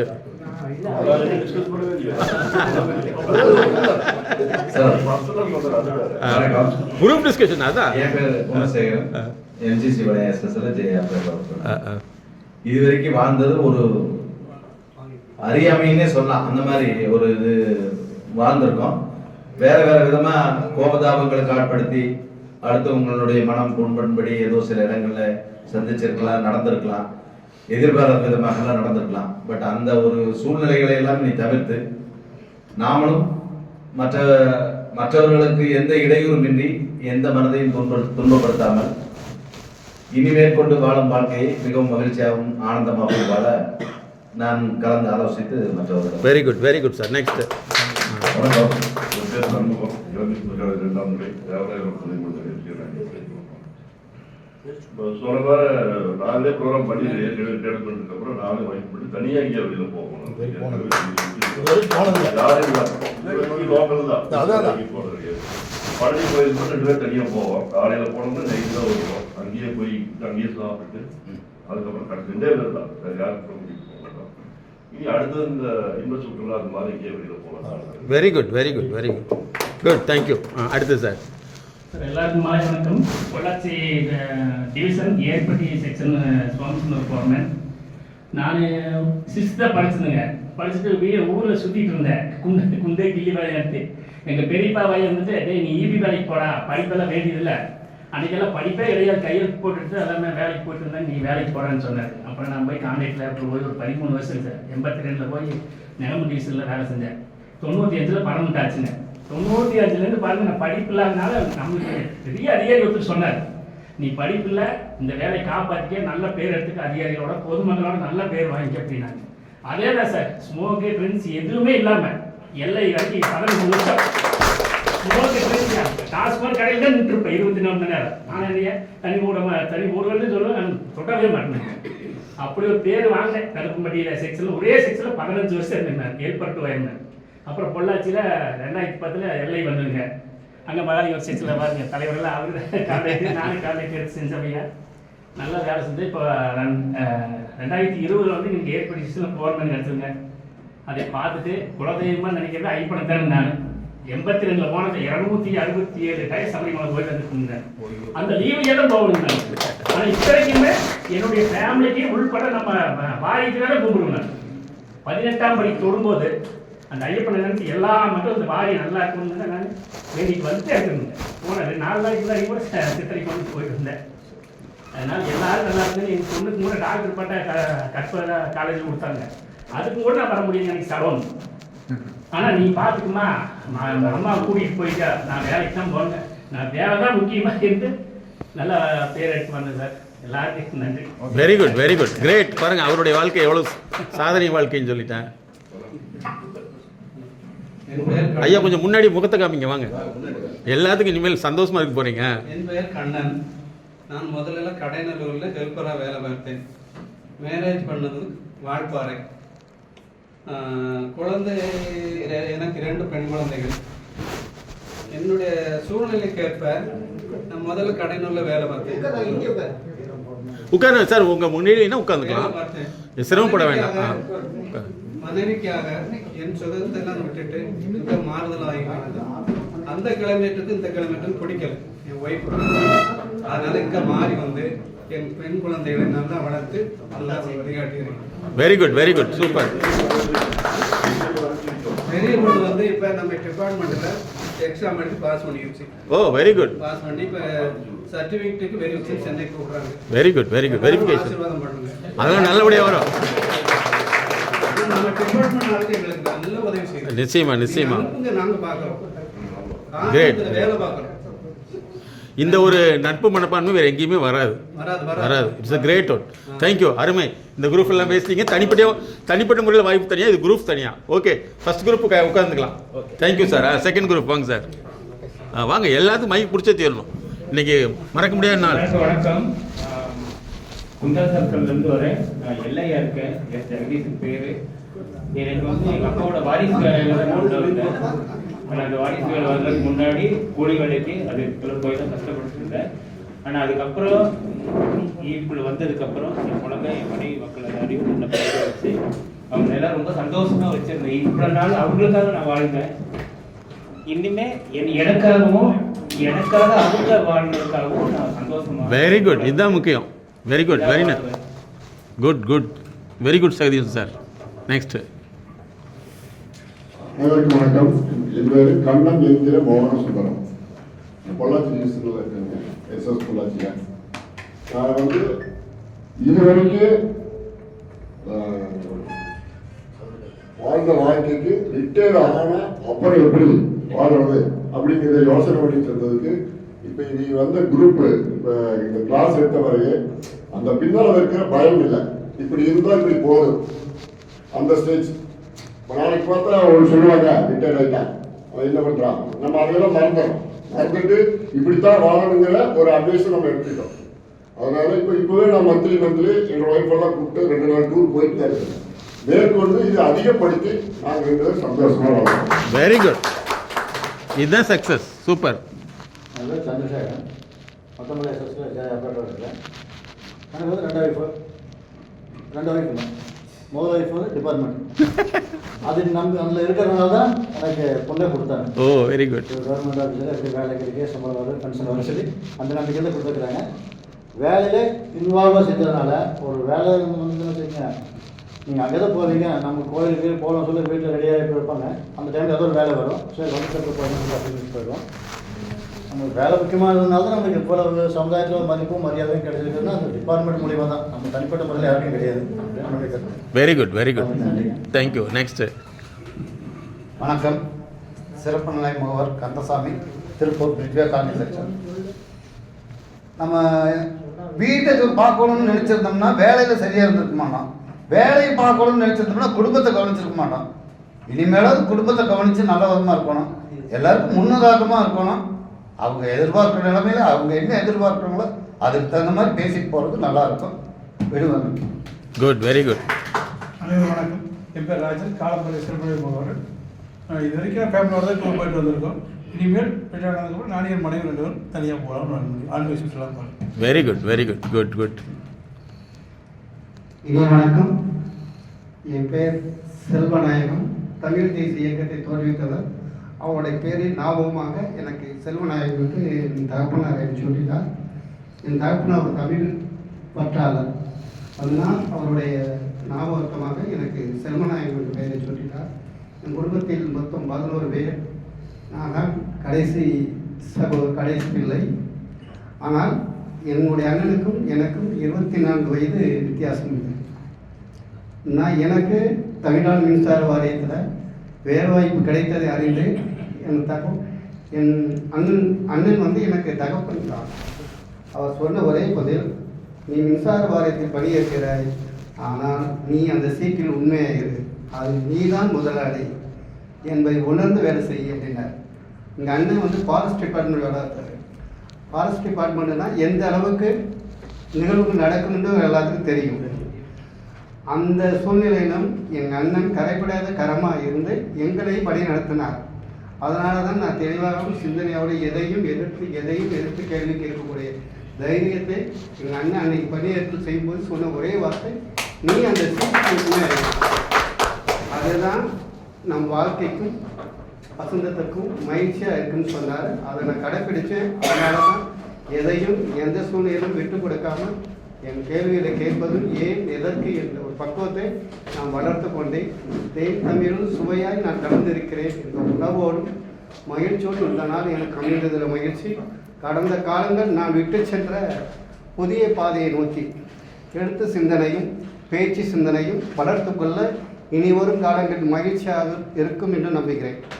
அந்த சிந்தனையை இறைவன் தர நான் எல்லாம் வல்ல இறைவனிடம் எனக்காக பிரார்த்தனை செய்து கொள்ளுங்கள். நான் இனிவரும் காலங்களில் மகிழ்ச்சி கடலில் ஆழ்ந்திக்கும், அன்பு கடலில் தாழ்ந்திருக்கும், உறவு கடலில் நிறந்திருந்து அன்பும் பாசத்தையும் நேசத்தையும் உறவையும் பேணி என் பாதையில் செல்வதோடு அன்பு கலந்த மனைவியை நான் காலை எப்பொழுதும் இருந்தவுடன் என் துணைவியாரை காலை வணக்கம் என்று கும்பிட்டுத்தான் ஏனென்றால் என்னை பாதுகாக்கிற ஒரு தெய்வம் நம்முடைய துணைவியார் தான் என்பதை நாம் அனைவரும் புரிந்து கொள்ள வேண்டும். காலையில் எழுந்தவுடன் நீங்கள் யார் கவலைப்பட வேண்டாம். நம் துணைவியாருக்கு வணக்கம் சொல்லுங்கள், அது கையெடுத்து சொல்லுங்கள். அந்த கையெடுப்பு உண்மையில் என் குடும்பத்தாரும் அனைவருமே இப்போ காலை வணக்கம் என்றால் எல்லாத்துக்கும் வணக்கம் சொல்லுங்கள். என் பிள்ளைக்கு நான் வணக்கம் சொல்லுவேன். அதனுடைய தமிழ் உணவும் நம் தமிழ் பண்பாடும் கலாச்சாரமும் அது கலந்திருக்கிறது. இப்பொழுது என்னுடைய பணி செய்யும் அலுவலகத்தில் குடியுரிமை அலுவலகத்தில் போய் சேர்ந்து பார்த்தால் அனைவரும் என்னை பார்த்தவுடன் வணக்கம் என்று அனைவரும் கையெடுத்து கும்பிடுவார்கள். காரணம் என்ன? நம்முடைய பண்பாடை கலாச்சாரத்தையும் உங்கள் குழந்தைகளுக்கு சொல்லிக் கொடுங்கள். தமிழ் உணர்வோடு சொல்லிக் கொடுங்கள். தமிழ் உணர்வோடு உங்கள் பேர பிள்ளைகளை வளர்த்து எடுங்கள். என் பிள்ளை இன்ன வரைக்கும் அப்பா என்கிற மந்திரத்தை தான் சொல்வார், தந்தையார் என்று சொல்வார், இல்லை அம்மா என்று அழைப்பார். அங்கிள் ஆண்டி என்கிற வார்த்தையை பயன்படுத்தக்கூடாது என்பது என்னுடைய கட்டளை. ஏனென்னா அந்த வார்த்தை எனக்கு பிடிக்காது உண்மையில். அதனால் அந்த வார்த்தைகளெல்லாம் தெரிஞ்சு கொள்ளுங்க அப்படின்னு சொல்லி பேர பிள்ளைகளுக்கு தமிழ் உணர்வோடும் தமிழ் சிந்தனையோடும் அந்த உணர்வை வளர்க்க வேண்டும் என்று கேட்டுக்கொள்கிறேன். இன்றைய தினம் நான் எழுதிய ஒரு சிறு துகள் தான், அதை உங்களுக்கு முன்னால் இப்போ வாசிக்கிறேன். அர்த்தமுள்ள வாழ்வில் இல்லறமே கோயிலாக, மனையாளை தேவியாக, மந்திரமே சாஸ்திரமாக, செவ்வாயை அர்ச்சனையாக இன்றைய காலை வளரட்டும் சொல்லி ஒரு வார்த்தையை எழுதியிருக்கிறேன். இது இன்றைய சிந்தனை. நான் ஒவ்வொரு நாளும் ஒவ்வொரு சிந்தனை தொடர்கிறேன். அவ்வப்போது என்னுடைய சேர்ந்த ஒரு 89 பேருக்கு என்னுடைய உணர்வுகளையும் அன்றாண்டு பாடமாக தினமும் அனுபவிப்பேன். சில தவறுகள் இருந்தால் அவர்கள் சுட்டி காட்டுவார்கள். இது நாள் முறையும் செய்கின்றேன். இந்த செய்தி 2 அல்லது 3 நாட்களுக்கு மேல் என்னுடைய தகவல் போய் சேரவில்லை என்றால் அங்கிருந்து என்னை அழைப்பார்கள். ஏன் உன்னுடைய தகவல் வரவில்லை, உனக்கு உடல்நிலை சரியில்லையா என்று விசாரிப்பார்கள். அதோடைய முக்கியம் அவ்வளவு. தெரிந்து கொண்டார்கள், புரிந்து கொண்டார்கள். அதனால் என் நிலையும் கேட்டு மகிழ்ச்சி அடைந்தார்கள். இதுதான் உண்மை. இந்த நேரம் எனக்கு கிடைத்த பெரும் புண்ணியமாக கருதி எல்லாம் உள்ள இறைவனோடும் ஆசிரியோடும் நட்போடும் உங்களோடு பகிர்ந்து பேசுவதற்கு, எனக்கு தனிப்பட்ட உறவையும் தனிப்பட்ட நட்பையும் சொல்லிக் கொள்வதற்கு, என்னுடைய கலாச்சார பண்பை வளர்த்துக் கொள்வதற்கும் இந்த தருணம் மகிழ்ச்சி நிறைந்ததாக மாற்றிக் கொண்டதற்கு மனமார்ந்த நன்றிதனை உங்களுக்கு அனைவருக்கும் உங்கள் பொற்பாதங்களை சமர்ப்பிக்கின்றேன். என்னுடைய வணக்கம். Very good sir. உட்காருங்க. அருமையான விஷயம். தமிழ் பற்றி நாங்கள் கூட உளவியல் தமிழ் என்ற ஒரு சிறப்பு துறையை உருவாக்கியுள்ளோம். நீங்கள் பெங்களூர், அதாவது மும்பையில் போனீங்கன்னா தமிழ் குடும்பங்கள் நிறையா இருக்குது. மும்பைக்கு நான் சிறப்பு விருந்தினர் அழைக்கப்பட்ட போது அங்கே தமிழில் பேசினா தான் குழந்தைகளுக்கு சோறு. நல்லா தெரிஞ்சுக்க சார், தமிழ் ஃபேமிலியில் சாப்பாடு தமிழில் பேசினா தான் கொடுப்பாங்க, இல்லைன்னா அவங்க சொந்த குழந்தைங்க சோறு போட மாட்டாங்க. இதே மாதிரி மலேசியாவில் இப்படி தான். ஸோ அற்புதமான விஷயம். இந்த டீமில் உள்ளவங்க என்னென்னா, இந்த டிஸ்கஷனில் என்ன முதல்ல எப்படி இருந்தீங்க, எப்படி மாறிட்டீங்கிறது தான் இது குரூப் டிஸ்கஷன். அப்புறம் தனித்தனியாக ஒவ்வொருத்தரும் உங்களுடைய இந்த ப்ரோக்ராமுக்கு முன்னாடி எப்படி இருந்தீங்க, இதுக்கப்புறம் எப்படி உங்களுடைய மாற்றங்கள் உருவாக்கின்னு சொல்ல போகிறீங்க. So yes sir. வணக்கம். என் பேர் ஜெரால் சேவியர், JSS குமார் நகர், திருப்பூர். இதுக்கு முன்னாடி ரொம்ப பேசிக்கிட்டு இருக்கேன். அதிகமாக நான் காஸ்பல் ப்ரீச்சர். இன்னைக்கு ஒரு சரியான ஆணி அடித்தது போல் அட்வைஸ் கொடுக்காதீங்க, அதிகம் பேசாதீங்க. அது நல்லா யூஸ்ஃபுல்லாக இருந்துச்சு. இதுக்கு முன்னாடி பேசியிருக்கோம், அதிகமாக பேசியிருக்கோம். இனிமேல் பேசுனா ஆபத்து அப்படின்னு சொன்ன கருத்துக்காக அதை நான் மாற்றிக்கிறேன். என்னோட பேர் ரத்னகுமார். குனியம்புத்தூரில் நார்த்து போத்தனூரில் ஸ்பெஷல் கிரேட் ஃபோர்மனாக இருக்கேன். இந்த கிளாஸ் நல்லா இருந்துச்சு. காலையில் நேற்றுக்கு எடுத்த கிளாஸும் இன்றைக்கி எடுத்த கிளாஸும் எங்களோட ரிட்டையர்மெண்ட் லைஃப் ஆஃப்டர் பிஃபோர். இந்த ரிட்டையர்மெண்ட் கிளாஸுக்கு முன்னாடி எப்படி இருந்தோம், இந்த கிளாஸ் எடுத்ததுக்கு பின்னாடி எப்படி இருந்தோம், சிறப்பாக இருந்துச்சு. எங்களோட லைஃப்பை எப்படி கொண்டு போகிறது, இதுக்கு முன்னாடி நம்ம எதை நோக்கி போனோம், இனி எதை நோக்கி போகிறோம், அது முக்கியத்துவமாக அந்த கிளாஸ் இருந்து அதுக்கு அனைவருக்கும் நன்றி கூறி thank you sir, thank you thank you. Karupsamy, சிறப்பு நிலை முகவர், பெருமானாலூர் சவுத்தில் ஒர்க் பண்ணிட்டு இருக்கேன், திருப்பூர் சர்க்கிள்லிங்க. நான் வந்து ஒரு 14 வருஷமாக போர்மேனாக இருக்கேன்.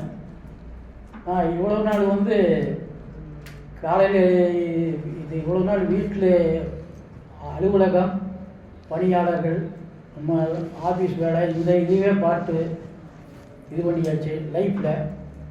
இன்னும் ஃபேமிலி பற்றி இது வரைக்கும் அப்போதைக்கப்போ கேட்டுக்குவா, இது பண்ணிக்குவா. வீட்டுக்கு வந்ததுன்னா மறுபடி வீட்டுக்கு வந்தாலும் அப்புறம் ஆஃபீஸ்லேருந்து ஃபோன் வரும், நம்ம இது விழுவா, எந்த நேரத்தில் வேணாலும் பிரேக் டவுன் ஆகுது. நைட் 12 மணிக்கு போவோம், 1 மணிக்கு போவோம், என்ன வேணாலும் போவோம், இதுவும் போவோம். அதனால் வந்து ஃபேமிலி சுச்சுவேஷன் ஃபுல்லாக வந்து என்னோட மிஸ்ஸஸ் தான் கவனிச்சுட்டு இருந்தாங்க. எனக்கு வந்து 2 பசங்க, 2 பேருமே இன்ஜினியருங்க. 2 பேருமே வந்து ஒருத்தர் பெரியவங்க மேரேஜ் ஆகி செட்டில் ஆகிட்டாங்க. சின்னவன் பிஸ்னஸ் பண்ணிட்டு இருக்கிறாப்படி.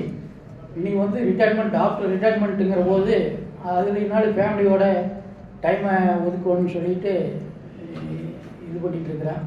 ரெண்டாவது வந்து நான் பணிபுரி இவ்வளோ நாள் ஒரு 31 வருஷம் பணி புரிஞ்சிருக்கிறேன். இது நான் வரைக்கும் நான் அலுவலகத்துலேயும் சரி, அலுவலக ஆஃபீஸர்கள் மத்தியிலும் சரி, நமக்கு கன்சூமர் மத்தியிலும் சரி, யாருக்கிட்டையும் இது வரைக்கும் ஒரு சின்ன ஒரு கரெக்ஷனோ சின்ன ஒரு பிரச்சனையோ எதுவுமே என்னால் வந்தது கிடையாது. எல்லாத்துக்கிட்டையும் நல்ல பேர் எடுத்திருக்கிறேன். அதனால் வாதிக்கு பற்றி யாராச்சும் ஏதாச்சும் தப்பாக பேசினாலுமே நான் வந்து ஏற்றுக்க மாட்டேன். ஏன்னா நம்மளுக்கு சாப்பாடு போடுறதே வந்து ஒரு வாரியம் தான். அதை வந்து நம்ம ரிட்டையர் ஆனாலுமே நாங்கள் வந்து நம்ம லைஃப் ஃபுல்லாகவே வந்து இந்த வாரியத்தினுடைய தொகையில் தான் வந்து நாம் வந்து சாப்பிட்ருக்குறோம். அதை வந்து அதுக்கு எப்பவுமே துரோகமானம் பண்ணுறதுக்கு வந்து நம்மளுக்கு மனசு சேர்த்துக்காது.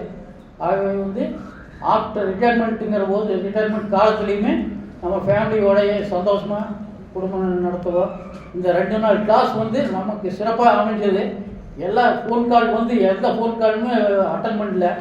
இல்லைன்னு சொன்னால் இவ்வளோ நம்ம சூழ்நிலைக்கு இல்லை வந்து இப்போ 2 நாள் எலெக்ஷன் டியூட்டிக்கு வேறு நிறையா போட்டுருந்தாங்க. 2 மாதம் தான் இருக்குது, எனக்கு அவ்வளோ ஃபோன் வருதுங்க. ஆனால் 2 மாதத்தில் ஃப்ரீயாக வரணுமா, அது வரைக்கும் சந்தோஷமாக இருக்குது. 2 நாள் கிளாஸ் வந்து ரொம்ப பயனுள்ளதாக இருந்துச்சு. அதை எடுத்த டீச்சிங் கொடுத்த எல்லாத்துக்குமே நம்ம அனைவர் சார்பாகவும் ரொம்ப சந்தோஷத்தை தெரிவிச்சுக்கிறேன். Thank you sir, thank you thank you. ஒரு இதில் நாங்கள் இந்த இப்போ வந்த டீம்லேயே இதெல்லாம் கான்ட்ராக்டில் வந்துருங்க. கான்ட்ராக்டில் ஒர்க் பண்ணி 1995 உள்ளே வந்துடுங்க. 3வது நம்பர் 3ல் வரும்போது நாங்கள் டீம் எப்போ எல்லாம் ஒட்டா வந்தோமோ நாங்களும் ஒட்டா தான் இருந்தோம். ஒட்டா தான் பார்த்தீங்களா, ஒரே இதுதான் நேச்சர். இது வந்து ஆக்சுவலாக நாங்கள் 3ஆம் நம்பர்னு வரும்போது 3 பேர் எங்கள் செட்டு பழைய செட்டு அப்படியே வரும். நாங்கள் இங்கேருந்து குனியமுத்தூர்லேருந்து கருமத்தாம்பட்டி போய் வேலை செய்கிற ஆளுங்க நாங்களாம் எடுத்து வேலை செஞ்ச ஆளுங்க. இன்னைக்கு அந்த செட்டு அப்படியே இருக்கு. Very good, very nice, very nice. இதுதான். அனைவருக்கும் இனிய மாலை வணக்கம். என் பேர் எஸ் ராஜேந்திரன். கோவை மாவட்டம் குடிமுத்தூர் டிவிஷனில் வெள்ளலூர் செக்ஷனில் சிறப்பு நிலை முகவராக இருக்கேன். எனக்கு 2 பசங்க. ஒய்ஃபு வேலைக்கு போயிட்டுருக்காங்க, டீச்சராக இருக்காங்க. அவங்களுக்கு ஒரு 3 சர்வீஸ் கவர்மெண்ட் ஸ்கூலில் டீச்சராக இருக்காங்க. வாரியத்தில் 11 வருஷமாக கஷ்டப்பட்டு நீங்கள் நல்ல நிலைமையில் இருக்கிறேன். வேலைன்னு ஓடிட்டு பசங்களை சரியானபடி கவனிக்காம விட்டேன். பெரியவன் பிஏ முடிச்சிருக்கான், சின்னவன் பிகாம் முடிச்சுட்டு ஐடி கம்பெனி வேலைக்கு போயிட்டுருக்கான். பெரியவனை சரியான முறையில் கொண்டு போக முடியல. நீ சாரை பிடிச்சா அதை கொஞ்சம் ரெடி போகிறேன்ட்டு பார்க்க போகிறான். ஆனால் போகிறேன் ஒரு வாரத்தில் போக மாட்டேங்கிறான். அவனை நல்லா வீட்டை பார்க்காம இப்படி வேலை இன்றைக்குமே இந்த 2 நாள் பார்த்தீங்கன்னா காலை 8 மணிக்கு எனக்கு சொல்லி போயிருக்கேன். ஆனால் எனக்கு போகணும்.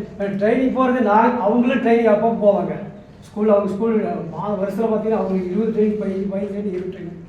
அவங்க போகிறது லேட்டாக தான் போவாங்க. இந்நேரத்தில் ட்ரைனிங் என்ன கிளாஸ் போடுவாங்க. நான் எந்திரிச்சு 8 மணி நேரம் வேலை இதெல்லாம் ட்ரைனிங் எதுவும் பார்க்க நம்ம கிளம்பி போயிடும். சாப்பாடு இல்லைன்னு பார்க்க கிளம்பி கொடுத்துருவேன்.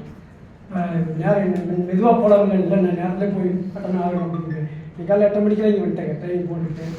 அதனால் இனிமேலாவது ஃபேமிலியோடு இருந்து அவங்க நல்ல முறையில் பார்க்க வேண்டியது. Thank you thank you. எல்லாத்துக்கும் வணக்கம். என் பேர் ராமசாமி.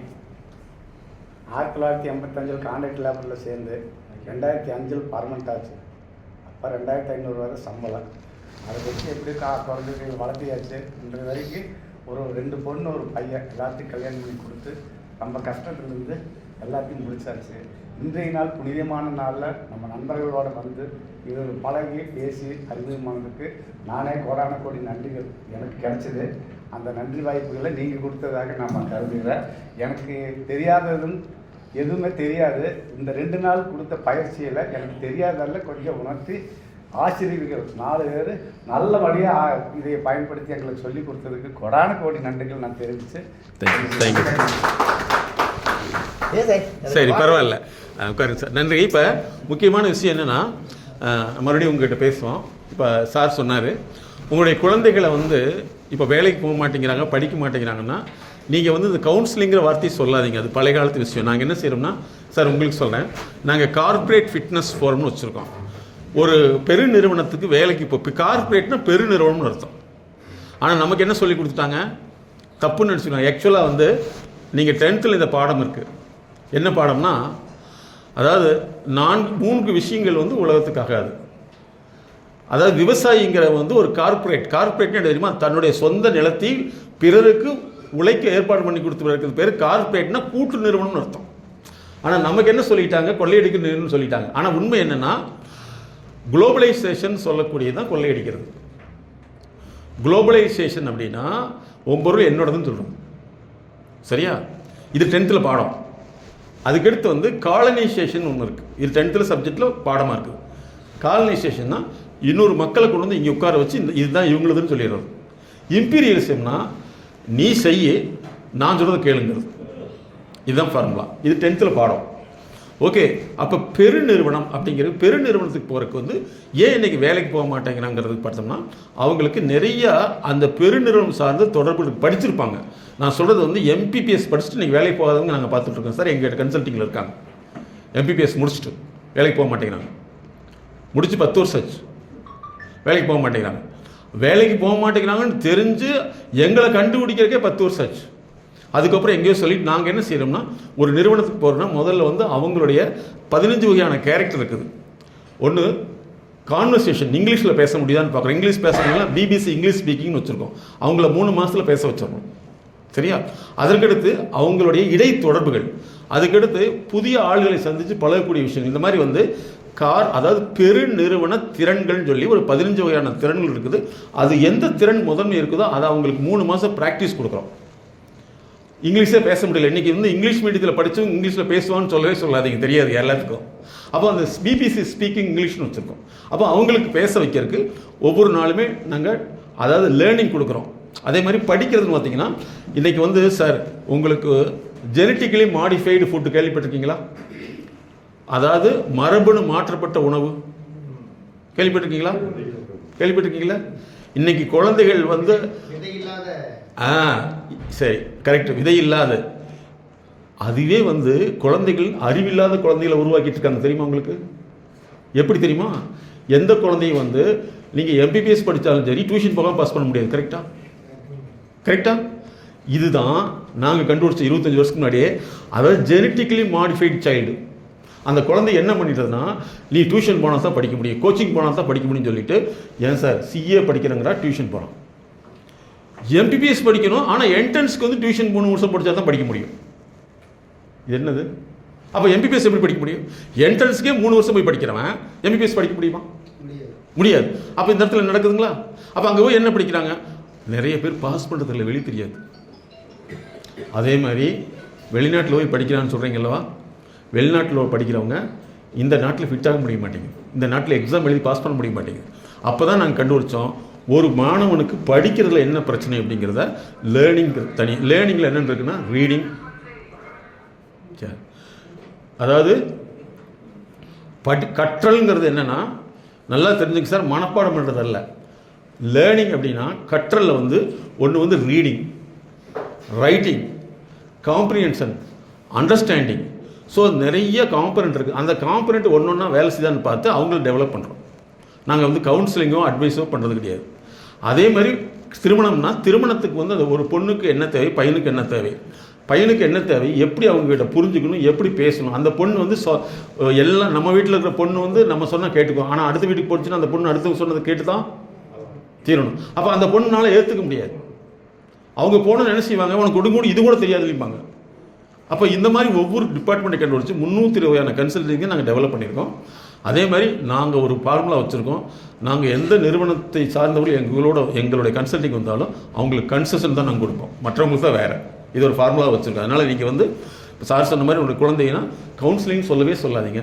உனக்கு கார்ப்பரேட் ஃபிட்னஸ், உன்னுடைய பெருநிறுவனத்துக்கு போகிறதுக்கு உன்னுடைய தகுதியை டெஸ்ட் பண்ணிவிட்டு எதில் உனக்கு பற்றாக்குறையோ அதை வந்து 3 மாதம் உங்களுக்கு லேர்னிங் கொடுப்பாங்கன்னு சொல்லிட்டிங்கன்னா அவங்க மாற்றிக்கலாம். ஓகே. இன்னொன்று அடுத்த விஷயம் என்னென்னா, சார் சொன்னார், என்னுடைய நண்பர் வந்து ஒரு பிரபலமான அரசியல் துறையில் இருக்கார். அவர் எனக்கு 20 வருஷம் நண்பர். ரொம்ப எதிர்த்தாலும் சொல்லிக்கிட்டே இருப்பார், எங்கிட்ட எதிர்மறையாக பேசிக்கிட்டே இருப்பார். நான் அவர்கிட்ட சொன்னேன், எல்லாம் பேசுறதுலாம் கரெக்டு, 20 வருஷம் பேசியிருக்கேன், உன்னால் என்ன இருக்குது, ஒன்றுமே பண்ண முடியலன்னு சொல்லிட்டு அவர் அதுக்கப்புறம் சொன்ன முன்னாடி அவருக்கு ஒரு புக் எழுதியிருக்காரு. அந்த புக்கு புக்கில் என்னுடைய பேர் தான் போட்டிருப்பார். நான் பேசிக்கிட்டே இருந்தேன், இனி பேசாதே செய்யின்னு சொன்னது சார் தான். இந்த புக்கு எனக்கு இந்த சாருக்கு தான் அர்ப்பணம்னு சொல்லி எழுதியிருப்பார். அதனால் வந்து என்னென்னா, இனி உங்களுடைய வாழ்க்கை வந்து அற்புதமான வாழ்க்கையாக போகுது. உங்களை புதிய கண்ணோட்டத்தில் பாருங்கள். அதே மாதிரி உங்களுடைய வாழ்க்கை துணையோடு வாழுங்கள். வாழ்தல் என்றால் என்ன அர்த்தம் கேள்வி. அதாவது நீங்கள் அவர்களுடைய பேச்சு ரீதியான தொடர்பில் சந்தோஷமாக இருக்கீங்களா? பேச்சு ரீதியான தொடர்பு, அவங்க சொல்கிறது தவறு தான், அந்த தவறை உங்களால் வந்து எடுத்து கூற முடியுதான்? அல்லது அந்த தவறை வந்து சொல்லாதேன்னு சொல்ல முடியுதா? அப்படி நீங்கள் உங்களோட வாழ்த்துட்டிங்கன்னா உங்களுக்கு வந்து உங்களோட பேரலா அதை இணையாக உங்கள் கூடிய வரக்கூடிய பேர் தான் இணையர்னு சொல்கிறோம். கப்புள்ஸ்னால் இணையர்கள். அப்போ நீங்கள் வந்து இனிமேல் அவங்களோட வாழுங்க. அதே மாதிரி உங்களுடைய குழந்தைகள்கிட்ட வந்து நடத்தி மாறுபாடுகள், செயல் மாறுபாடுகள் இருந்துச்சுன்னா உனக்கு கூட்டிக்கொண்டு போய் கன்சல்டிங் அப்படிங்கிற விஷயத்தை விட இந்த மாதிரி கார்ப்பரேட் ஃபிட்னஸ் உனக்கு ஜாயின் பண்ணி வரேன்னு சொல்லிட்டீங்கன்னா அவங்க அந்த விஷயத்தை ஆர்வத்தோடு வருவாங்க. ஆனால் அந்த குழந்தைய வந்து நீங்கள் சொல்கிறது, உங்களுடைய பையன் காலேஜில் படிச்சிருந்தாலே அதுக்கு மேலே படிச்சிருந்தாலே உன்னுடைய டெவலப்மெண்டல் கன்சல்டேஷன் எங்களை மாதிரி நிறுவனங்கள்லாம் வெளியில் தெரியவே தெரியாது. எங்களுடைய நிறுவனத்துக்கே ஒரு போர்டும் கூட கிடையாது. எங்கள் கிளினிக்கே 10க்கு 10 தான் இருக்கும். ஆனால் மிகப்பெரிய தலைவர் வரைக்கும் வந்திருப்பாங்க. ஏன்னா எங்களை மாதிரி உள்ள ப்ரொஃபஷனல் விளம்பரப்படுத்த மாட்டோம்.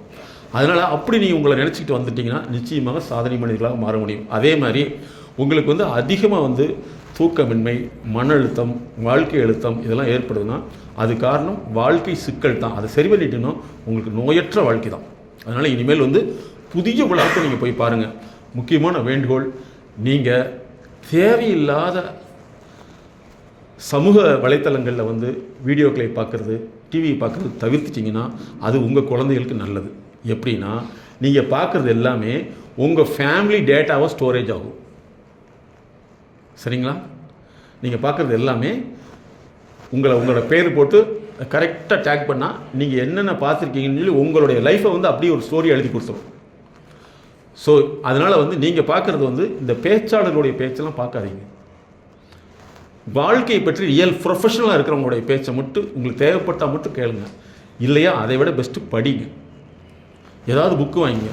நீங்கள் ரிட்டையர்மெண்ட் பீரியடில் செய்ய வேண்டிய முக்கியமான விஷயம் என்னன்னா, உங்களுக்கு பேர குழந்தை இருந்ததுன்னா எத்தனை பேர் துணி கடைக்கெல்லாம் கூட்டி போயிருக்கீங்க? காற்று எடுக்கிறது துணி கடைக்கு. அடுத்த ஒரு கேள்வி, எத்தனை பேர் புத்தக கடை கூட்டு போயிருக்கீங்க? நீங்கள் என்ன செய்யுங்கன்னா, வெரி குட். எந்த புத்தக கடைக்கு? நான் கேட்குறது ஒரே ஒரு கேள்வி, சேரன் புக் ஸ்டால். நான் அங்கேயும் போகாதீங்க, அது புத்தக கடை இல்லை, சேரன் புக் ஸ்டால். சரிங்களா? கிக்கிம் பாதஸ் இந்த மாதிரி போங்க. 100 ரூபாய் ஹிக்கிம் அண்ட் பாதம்ஸ். எங்கேன்னா உங்களுக்கு மணிக்குண்டு அந்த ரோட்டில், கரெக்ட், அங்கே போங்க. சேரன் புக் ஸ்டால் அங்கே ஒன்று இருக்குது, சித்ரா புக் ஸ்டால் ஒன்று இருக்குது. அந்த அதான் 2 பேருக்கு இந்த மாதிரி புக் ஸ்டாலுக்கு கூப்பிட்டு போங்க. நீங்கள் உங்களுக்கு பிடிக்காத புஸ்தமாக தெரிஞ்சோ தெரியலையோ ஒரு 100 ரூபாய்க்கு வாங்குறதுக்கு ஒரு மணி நேரம் அந்த குழந்தைய அங்கே நிற்க வைங்க. அந்த குழந்தையோட கண்ணில் என்ன படும்? புத்தகம் தான் படும். இதை நீங்கள் வந்து ரிட்டையர்மெண்ட்டுக்கு பின்னாடி கம்பல்சரி உங்கள் குழந்தைகளுக்கு செய்யுங்க, உங்கள் பேர குழந்தைகளுக்கு போய் அதே மாதிரி அங்கே போகிறப்ப வந்து எதுவுமே கடையில் வாங்கி கொடுத்து பழக்காதீங்க. ஏன்னா அது நீங்கள் கடைக்கு கூப்பிட்டு போகிறோன்னா என்ன நினச்சிக்கோ, அது வேண்டாம். நீங்கள் வாங்கிட்டு வந்துட்டு அடுத்த நாள் வந்து வீட்டில் வாங்கி கொடுங்க, கடையில் மட்டும் வாங்கி சாப்பிட்டு பழகாதீங்க. ஏன்னா இனிமேல் அடுத்து என்ன செய்யணும்னா, அடுத்த விஷயம், அதாவது நான் இதை சொல்லக்கூடாது இருந்தாலும் சொல்கிறேன், 600 மில்லியன் ருபீஸ் வந்து இதில் இன்வெஸ்ட் பண்ணியிருக்காங்க. எதுக்குன்னா, மக்களுடைய உணவு பழக்கத்தை எப்படி மாற்ற போகிறாங்கன்னா, நீ எதுவுமே செய்யாத, எதுவுமே என்கிட்ட வாங்கிக்கோ. எத்தனை மில்லியன்? 600 மில்லியன். அதை சொல்லக்கூடாதுங்கிறக்காக நான் சொல்கிறேன். அந்த மில்லியனுடைய முக்கியமான விஷயம் என்னமா, செய்யாதே வாங்கிக்கோ, செய்யாதே வாங்கிக்கோ, செய்யாதே வாங்கிக்கோ, வீட்டுக்கே கொண்டு வந்து இன்னும் கொஞ்சம் நாளில் வந்து ஊட்டி விட போகிறேன் சார், ஊட்டி விட போகிறேன். அதுக்கு தனியாக ஆள் வந்துருச்சு, இப்போவே வந்துருச்சு ஃபாரின்லாம் சார். ரோபோ வந்துருச்சு. இன்னும் ஆச்சரியமான செய்தி, ஒய்ஃபே ரோபோ வந்துருச்சு. யோசிச்சு பாருங்க என்ன. இப்போ இது இனிமேல் வரக்கூடிய பிஸ்னஸ் மாடியூல் என்ன தெரியுங்களா? Subscription business module. சப்ஸ்கிரிப்ஷன்னா நீங்கள் வந்து மந்த்லி இவ்வளோ ஃபீஸ் கட்டி ஆகும். நீங்கள் வந்து வேணும்னா வேணாம்னா வேறு விஷயம், ஆனால் இல்லாத அளவுக்கு பண்ண முடியும். அப்படி கொண்டு வந்துட்டாங்க. அதனால் இனிமேல் இயற்கையான வாழ்க்கைங்கிறது வேறொன்றும் இல்லை, காற்றுல வாழ்றதல்ல சார். நீங்களாக வேலை செஞ்சு, நீங்களே சமையல் பண்ணி, நீங்களே சாப்பிட்டு, நீங்களே பெட் எடுத்து வச்சு, நீங்களே துவைச்சிங்கன்னா அது பெரிய இயற்கை வாழ்க்கை. நீங்கள் ஆள் பெட்டு எடுக்கிறதுக்கு ஒரு ஆள், பாத்ரூம் கழுவுறதுக்கு ஒரு ஆள், அப்புறம் கிச்சனுக்கு ஒரு ஆள், இப்படி வச்சிங்கன்னா நீங்கள் வாழ்கிறது செயற்கை வாழ்க்கை. இதெல்லாம் வந்து இல்லாமல் வாழ முடியுமான்னு கேட்பாங்க. உண்மைதான், இல்லாமல் வாழவே முடியாது. அமெரிக்காவெலாம் பார்த்தீங்கன்னா ஒரு மனிதன் வந்து இன்சூரன்ஸ் இல்லாமல் ஹாஸ்பிட்டலே போக முடியாது, ஏன்னா டாலர் கணக்கில் வரும். ஸோ அந்த சுச்சுவேஷன் வந்துட்டு இருக்குது. உங்களுடைய குழந்தைகளுக்கு நீங்கள் பழக்குங்க. உண்மையில் நீங்கள் மட்டும் இனிமேல் ரோல் மாடல், சரிங்களா? உங்கள் குழந்தை, உங்கள் பேர குழந்தைகள் இருந்தால், அல்லது உங்களுடைய குழந்தைகள் மெச்சூரிட்டியாக இருந்து இன்னும் கல்யாணமாக இருந்துச்சுன்னா ஒரு நாளைக்கு புக் ஸ்டால் கூப்பிட்டு போக சொல்லுங்கள் உங்களே, அல்லது நீங்களும் கூப்பிட்டு போங்க. அதை பார்க்கட்டும். மந்த்லி ஒன்ஸ் உங்கள் பேர குழந்தைகளையும் நீங்கள் புக் ஸ்டால் கூப்பிட்டு போகிறத அதிகப்படுத்துங்க. மால்ங்கிறத விட வேறு ஏதாவது ஆல்டர்னேட் வழி கண்டுபிடிங்க, சரிங்களா? ஏன்னா நீங்கள் இனிமேல் ரோல் மாடல். உங்களை மாதிரிலாம் உலகத்தில் வந்து இனிமேல் யாருமே கஷ்டத்தை தாங்கி வாழவே மாட்டாங்க. அதை ஒத்துக்கிறீங்களா? ஒத்துக்கிறீங்களா? உங்களால் வெயிலில் போச்சுன்னா போக முடியும் சார், முடியும். எங்கே வேணாலும் போக முடியும். வால்பாறையில் போய் அந்த காட்டுக்குள்ளே உள்ளே போயில எனக்கு இன்னுமே ஆச்சரியமாக இருக்குது. எப்படி அவ்வளோ ஒரு ஒயரெல்லாம் இழுத்துருக்காங்க கீழே போய் மேலே, இல்லைங்களா? டவர் லைன் யோசிச்சு பாருங்க. அப்போ அதுவும் மனுஷன் தானே. அந்த மனிதனுக்கு என்ன சம்பளம் இருந்திருக்கு அப்போலாம்? சம்பளமே இருந்திருக்காது, இல்லைங்களா? அதே மாதிரி கீழே விழுந்தா அவுட்டு. ஆனால் அதுக்குள்ளே வந்து அவ்வளோ பெரிய ஒயரை கட்டி இழுத்து மேலே போயிருக்காங்கன்னா, உண்மையிலே சொல்ல போகிறேன், ஐஸ்டின் என்ன சொல்கிறாரு தெரியுமா? நீங்கள் இந்த உலகத்தில் வாழ்றதுக்கு நன்றி செலுத்தணும். ஏன்னா யாரோ போட்ட ரோடு, இல்லைங்களா? யாரோ போட்ட கம்பம், அத்தனை பேர்த்துடைய வாழ்ந்துட்டு இருக்கு. அதனால் வந்து உண்மையில் நீங்கள், அதாவது இப்போ நம்மளுடைய இந்த ஜென்ரேஷன் இருக்குது பார்த்தீங்களா, இவர்கள் தான் உலகத்தை புரிந்தவர்கள். இனிமேல் உலகத்தை புரிந்து கொள்ளவே மாட்டார்கள். ஏன்னா அவங்க பிறந்ததுலேருந்து ஸ்கூலுக்கு போகிறது ஸ்கூல் பஸ், வேலைக்கு போகிறது, இப்போ வேலைக்கு என்ன அவங்களே எதில் போகிறாங்க? அவங்க பஸ், இல்லைங்களா? Everything company. ஆனால் அவங்களால கீழே நடக்கவே முடியாது. அதனுடைய விளைவு என்னென்னா, வீட்டில் நடக்கிறதுக்கு ஒரு மிஷின் வாங்கி வச்சுக்கணும், வந்துருச்சு, இல்லைங்களா? ட்ரெட்மில், எல்லாத்துக்குமே ஆர்டிஃபிஷியல், மூச்சு விடுறதுக்கு மருந்து. அப்போ அதனால் வந்து இயற்கை வாழக்கூடிய நீங்கள் தான் உங்களுடைய பேர குழந்தைகளுக்கு ரோல் மாடல். நீங்கள் இனிமேல் வந்து மாதத்துக்கு வந்து ஒரு 200 ரூபா புத்தகத்துக்காக செலவு பண்ணுங்கள். அதே மாதிரி எக்ஸ்பர்ட்டை இன்ட்ரடியூஸ் பண்ணி வைங்க. ஒவ்வொரு ஃபீல்டுலையும் வந்து இந்த மாதிரி துறை சார்ந்த நிபுணர் இருக்கான்னு சொல்கிறப்ப அந்த குழந்தைகளுக்கு 1-2 ஆசை வரும். தன்னுடைய சந்தேகங்களை தீர்த்து கொள்கிறதுக்கு வாய்ப்பு இருக்கும். ரெண்டாவது நம்மளும் இந்த மாதிரி ஆடணுங்கிறது வாய்ப்பு இருக்கும், இல்லைங்களா? ஆக்டிவேஷன், மோட்டிவேஷன் தப்பு. மோட்டிவேஷனுங்கிற வார்த்தை வந்து 1942 மேஸ்லோன்னு ஒருத்தர் கண்டுபிடிச்சார். அது எதுக்கு தெரியுமா? ஏழைகளை வந்து ஆசை உண்டாக்குற சொல்லக்கூடிய வார்த்தை தான் மோட்டிவேஷன். மோட்டிவேஷன் வார்த்தை எங்கேயுமே யூஸ் பண்ணாதீங்க. மோட்டிவேஷன்னா இங்கே இது கிடைக்கும், இது கிடைக்கும், கிடைக்குன்னு சொல்கிறது ஆசை வார்த்தை சொல்கிறது தான். ஆனால் உண்மையாக இல்லை. இது எப்போ வந்து 1942 எப்போ எப்போ இது வந்து தியரி வந்து ரிலீஸ் ஆகல, 1942 ரிலீஸ் பண்ணுறாங்க. இதை கண்டுபிடிக்கிறதுக்கு 100 வருஷம் ஆயிருக்கும். இப்போ உதாரணத்துக்கு படிப்பில் பிரச்சனை வருதில்ல, டியூஷன் வருதுன்னு சொல்லிட்டு இது எப்போ தெரியுமா கண்டுபிடிச்சாங்க? 1896. இன்னைக்கு 2022 வரைக்கும் படிப்பில் இவ்வளோ பிரச்சனை இருக்குது கண்டுபிடிச்சிருக்காங்க. மாணவர்கள் படிக்க மாட்டான்னு தெரியும், ஆனால் இதை வெளியே சொல்லவே மாட்டாங்க. சொன்னால் என்ன ஆகும்னா மக்கள் அறிவு வந்துடும். அதனால் நீங்கள் இனிமேல் சாதனை மனிதர்களாக மாற போகிறீங்க. உங்களுடைய ஒவ்வொரு நாளும் ஹாப்பியாக இருங்க. உங்களுடைய வாழ்க்கை துணை தான் உங்களுடைய மிகப்பெரிய அற்புதமான ஒரு லைஃப் பார்ட்னர். அதோடு நிறையா வாழுங்க. நிறைய இன்றைக்கே போய் அவங்ககிட்ட நிறைய இந்த மாதிரி என்ன டிஸ்கஸ் பண்ணுமோ அவங்ககிட்ட சொல்லுங்கள். இந்த மாதிரி மேடம் வந்தாங்க, சார் வந்தாங்கன்னு சொல்லல, அவங்க மனசில் என்ன தோணும்னா உங்களுடைய நடத்தைக்கு புதிய அர்த்தத்தை அவங்க வச்சுக்குவாங்க. இப்போ இதனால தான் இவங்க மாறி இருக்காங்க, அப்போ இனிமேல் நம்மளும் இப்படி மாற ஒரு வாய்ப்பாக இருக்கும். அப்போ அந்த மாதிரி செய்கிறப்போ வந்து உங்களுடைய புதிய வாழ்க்கை, உங்களுடைய வாழ்க்கை வந்து மன வாழ்க்கை, மன வாழ்க்கை. திருங்கிற வார்த்தை எதுக்கு யூஸ் பண்ணுவோம்? உயர்த்திரு இல்லைங்களா? என்ன சார்? முயற்சி திருவினை. அந்த திரு கிடையாது, நான் சொல்கிறது உயர்த்திருன்னு சொல்கிற மூலமா. அதே மாதிரி வந்து திருங்கிறது வந்து ஒரு கண்ணியத்துக்கு இருக்க வாழ்க்கை, மன வாழ்க்கை. அதாவது மனத்துக்கு வந்து 2 சொல்லினா, ஆனால் திருமணத்துக்கு 3 சொல்லினா. கரெக்டுங்களா? ஏன் அப்படின்னா ரெண்டு மனம் ஒன்று சேருது. கரெக்டுங்களா? 2 மனங்களை மனம் 2 வரும். 2 மனத்தை எப்படி தமிழில் இணைச்சிருக்க பார்த்தீங்களா? அதனால தான் நாங்கள் உளவியல் தமிழ் கொண்டு வந்தோம். அதே மாதிரி நல்லா ஞாபகத்தில் வச்சுங்க, உலகத்திலேயே உளவியல் தான் மனிதனுக்கு அவசியங்கிறத வள்ளுவர் அந்த காலத்திலேயே சொல்லியிருக்காரு. என்ன தெரியுமா? மனநலம், மண்ணுயிர்க்கு ஆக்கம், இனநலம், எல்லா புகழும் தரும்.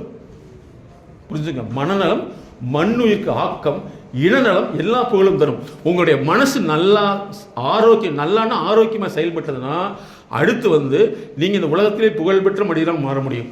அந்த புகழ்பெற்ற மனிதராக மாறிட்டீங்கன்னா தாவர இனம், மனிதனம், விலங்கு எல்லாமே உன்னை தேடி புகழ் பெற வந்துடும் சொல்கிறாங்க. அதே மாதிரி அடுத்த விஷயம், அறிவினால் ஆவது உண்டோ தம் நோய் போல் போற்றா கிடைங்கிறார். நம் அறிவுனால தான் நோயை வந்து குணப்படுத்த முடியுங்கிறார். அதே மாதிரி மருந்தென்று யாக்கைக்கு உண்டோங்கிறார். உடம்புக்கு மருந்து இருக்குதாப்பா அப்படின்னு கேட்குறாரு. யோசிச்சு பாருங்க, உளவியலை யார் முதல்ல கொண்டு வந்தது? வள்ளுவர். ஆனால் இன்னைக்கு வரைக்கும் நம்ம சொல்லி கொடுத்துருக்காங்களா? சொல்லவே இல்லை. ஏன் தெரியுமா? பாவம், அவங்களுக்கும் தெரியாதுங்க. அவங்களுக்கும் நான் இந்த உலகத்தை பார்க்கல, எதையுமே தவறாகவே பார்க்கறது கிடையாது. தெரியல நான் எப்படி இந்த ஃபீல்டுக்கு வந்தேன், அந்த ஒரு கேள்வி கேளுங்க. நான் வந்து ஃபஸ்ட்டு இந்த என்னுடைய கோர்ஸ்லாம் முடிச்சுட்டு ஏன் இந்த உளவியல் துறையில் வந்து இவ்வளோ தூரம் பண்ணியிருக்கேன்னு ஒரு காரணம் இருக்குது. நீங்கள் கேட்டுக்கிட்டிங்கன்னா, ஃபஸ்ட்டு என்னுடைய கோர்ஸ் முடிச்சுட்டு நான் அடிக்கடி ஒரு ஒரு சர்ச்சு ஃபாதர் அவர்கிட்ட போய் மீட் பண்ண போவேன். அவர் ஒரு லைப்ரரி வச்சுருக்கார். ஒரு 2 வருஷம் என்னை பார்த்துட்டு யாரானும் அப்படின்னு கேட்டார். கொஞ்சம் மலையாளி அவர். சார் இந்த மாதிரி நான் சைக்காலஜிஸ்ட் ஆகணும் போ அப்படின்னு போயிட்டார். ஒரு நாள் கூப்பிட்றாரு, நான் வந்து ஒரு மீட்டிங் கூப்பிட்றேன், நீ வர்றேன்னார். கொஞ்சம் மலையாளத்தில் பேசினார். அவர் பேர் father Thomas Cheran. Okay sir அப்படின்னா சரி ஒன்று வர சொல்லிட்டார். ஒரு நாள் வெள்ளிக்கிழமை ஜீப் இருந்தது. ஜீப்பில் போனால் நேராக ராமகிருஷ்ணா ஹாஸ்பிட்டல், கோயம்புத்தூர் ராமகிருஷ்ணா ஹாஸ்பிட்டல் இருக்குல்லவா, அவங்களுடைய ப்ரோக்ராம் கூப்பிட்டு போகிறார். அங்கே போனால் 200 ஸ்டூடெண்ட்டு பூரா எங்கள் ப்ரொஃபஸர்ஸ், பூரா சைக்காலஜி ப்ரொஃபஸர் எல்லாம் உட்காந்துருக்காங்க. எனக்கு ஒரே கிடுகிடுன்னு நடுக்கும். பூரா பெரும்பெரும் ப்ரொஃபஸர் டாக்டர் ஃபெரோஸ்கோன், இவங்க ராமகிருஷ்ணா வித்யாலயம் அங்கெல்லாம் வந்திருக்காங்க. எனக்கு அவர் பாருங்கள், இந்த உலகத்தை நட்பு எவ்வளோ ஒரு விஷயம், ஒரு தொடர்ச்சியாக ஒரு செயல் செய்கிறப்ப எப்படி ஒரு வாய்ப்பு கிடைக்குன்னு சொல்லிட்டு உடனே அவர் சொல்கிறாரு, நான் புதுசாக ஒருத்தருக்கு ஒரு பையனை கூப்பிட்டு வந்திருக்கேன், எனக்கு அவருக்கே 10 நிமிஷம் தான் டைம், நான் வந்து 5 நிமிஷம் பேசிட்டு இந்த பையனுக்கு ஒரு 5 நிமிஷம் கொடுக்குறேன்ட்டாங்க. அவங்க எல்லாமே ஓகே, இவர் ஃபாதர் ஷேரன்கிறது பெரிய ஆள், உடனே கொடுத்துட்டாங்க. உடனே நான் வந்து ஒரு 5 நிமிஷத்தில் 4 நிமிஷம் தான் அவங்ககிட்ட சொன்னேன். ஒரு 1 இயர் கழித்து ஃபோன் வருது. ஏன்னா அப்போல்லாம் ஃபோன் இல்லை. நான் ஒரு இதில் ஒர்க் பண்ணிகிட்ருக்கேன், ஒரு கிளினிக்கில் ஒர்க் பண்ணிகிட்ருக்கேன். ஃபோன் வருது, அந்த நம்பர் தான் கொடுத்துருந்தேன். இந்த மாதிரி எப்போ அத்தனை பேர் பேசுனாங்கப்பா, நீ பேசுனது 200 குழந்தைகளுக்கு பிடிச்சி போச்சு, நீ எங்கே இருக்கேன்னு கேட்டார். சார் நான் இங்கே இருக்கேன், நீ உடனே இந்த பாரு அப்படின்னார். போனேன். அவர் யார் தெரியுமா? அவர் தான் பாக்யராஜை உருவாக்கிய வாத்தியார், திரைப்பட நடிகர் பாக்யராஜ் இருக்கல்லவா, அவரை உருவாக்கிய வாத்தியார். பாக்யராஜ் வந்து சாதாரண லெவலில் அவர் தான் டெவலப் பண்ண. அவர் என்ன செஞ்சாருன்னா 15 வருஷம், அதாவது கொரோனாவுக்கு முன்னாடி வரைக்கும் அத்தனை ஸ்கூலுக்கு என்னை கூப்பிட்டு போனார். நான் தேடிட்டு இருந்தது இந்த மாதிரி நபர் தான். மாணவர்களை மாற்றக்கூடிய நபர்கள் வேணும், மாணவர்களை புரிய வைக்கக்கூடிய நபர் வேணும்னு சொல்லிட்டு கிட்டத்தட்ட இது வரைக்கும் 5 லட்சம் மாணவர்களை நான் டெவலப் பண்ணியிருக்கோம். 5 லட்சம் பேர். 178 டாக்டர் என்னுடைய ஸ்டூடெண்ட் இருக்காங்க. 178 டாக்டர்ஸ். நீங்கள் இந்தியாவில் எந்த மெடிக்கல் காலேஜ் பண்ணணும்னு சொல்லி என்னுடைய ஸ்டூடெண்ட் ஒருத்தர் இருப்பாங்க. அதே மாதிரி ஒரு டிஸ்ட்ரிக்டில் சீஃப் ஆஃபீஸர் என்னுடைய ஸ்டூடெண்ட், MBBS MD. ஸோ எதுக்கு இதெல்லாம் சொல்கிறேன்னா, ஒரு மனிதனை நம்ம வந்து அவர்களுடைய அறிவாற்றலை நம்ம அதிகப்படுத்திட்டோமா, அதுதான் நம்ம உலகத்தை செய்யக்கூடிய மிகப்பெரிய பங்கு. இது பணத்துக்கு அப்பால் சார். இன்றைக்கி வந்து பணத்தை பொறுத்தல வந்து நம்ம எல்லாமே எனக்கு பங்கிட்ட அத்தனை பேரையும் ரெஃபர் பண்ணுறாங்க. அதனால் நீங்கள் சாதனை மனிதர்களாக மாறிட்டீங்க. இனிமேல் உங்களுடைய வாழ்க்கை புதிய கண்ணோட்டத்தில் புதிய விஷயத்தில் பார்க்குறீங்க. இந்த அற்புதமான வாய்ப்பு ஏற்படுத்தி கொடுத்திய உங்களுடைய EB தலைவர்களுக்கு தான் நீங்கள் நன்றி செலுத்தணும். சாருக்கும் இதனுடைய மேனேஜருக்கும், ட்ரைனிங் டிபார்ட்மெண்ட் மேனேஜர். ஏன்னா ஒரு ப்ரோக்ராம் ஃபிக்ஸ் பண்ணுறதுக்கு முன்னாடி எங்கிட்ட டேட் ஃபிக்ஸ் பண்ணிக்குவாங்க. ஸோ அந்த வகையில் வந்து நீங்கள் சாதனை மனிதர்களாக மிகப்பெரிய வெற்றிகளை பெற வேண்டும். என்றென்றும் எங்களுடைய நிறுவனம் உங்களுக்கு வளர்ச்சிக்கு துணை இருக்கும் என்ற நன்றியோடு மீண்டும் சந்திப்போம். Thank you, all the best.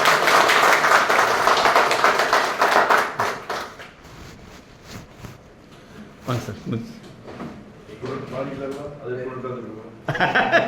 உங்களுக்கு மறுபடியும் இருக்குது, சார் வருவார்ல. சார் உண்மையிலேயே ரொம்ப அற்புதமாக எல்லாமே இருந்தாங்க. மிகச்சிறந்த மாணவர்களாக மாறிட்டாங்க சார்.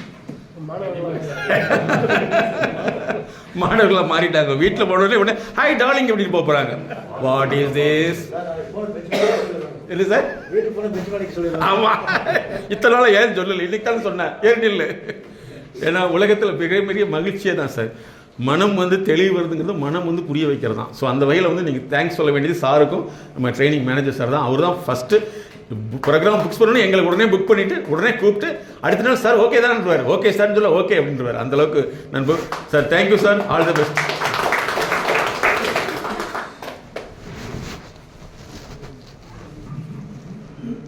நல்லா இருந்தது சார்.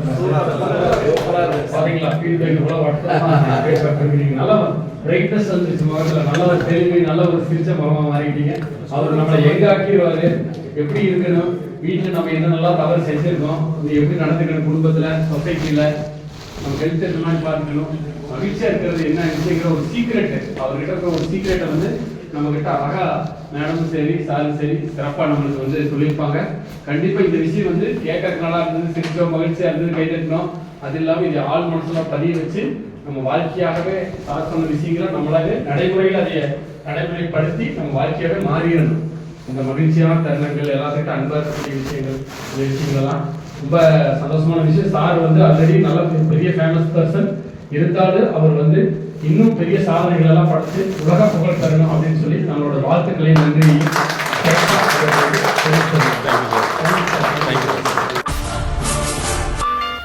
சொல்ல முடியாத அழுத்த நினைவுகள், அடக்க முடியாத அழுகை, கட்டுப்படுத்த முடியாத கோபம், தாங்க முடியாத கஷ்டம், தன்னை யாரும் புரிந்து கொள்வதில்லை என்ற ஏக்கம், அதிகமான பயம், தூக்கமின்மை, உடல் சார்ந்த வலி, இன்னும் இது போன்று பல சிக்கல்களிலிருந்து விடுபட நாங்கள் உதவுகிறோம். அணுகவும்.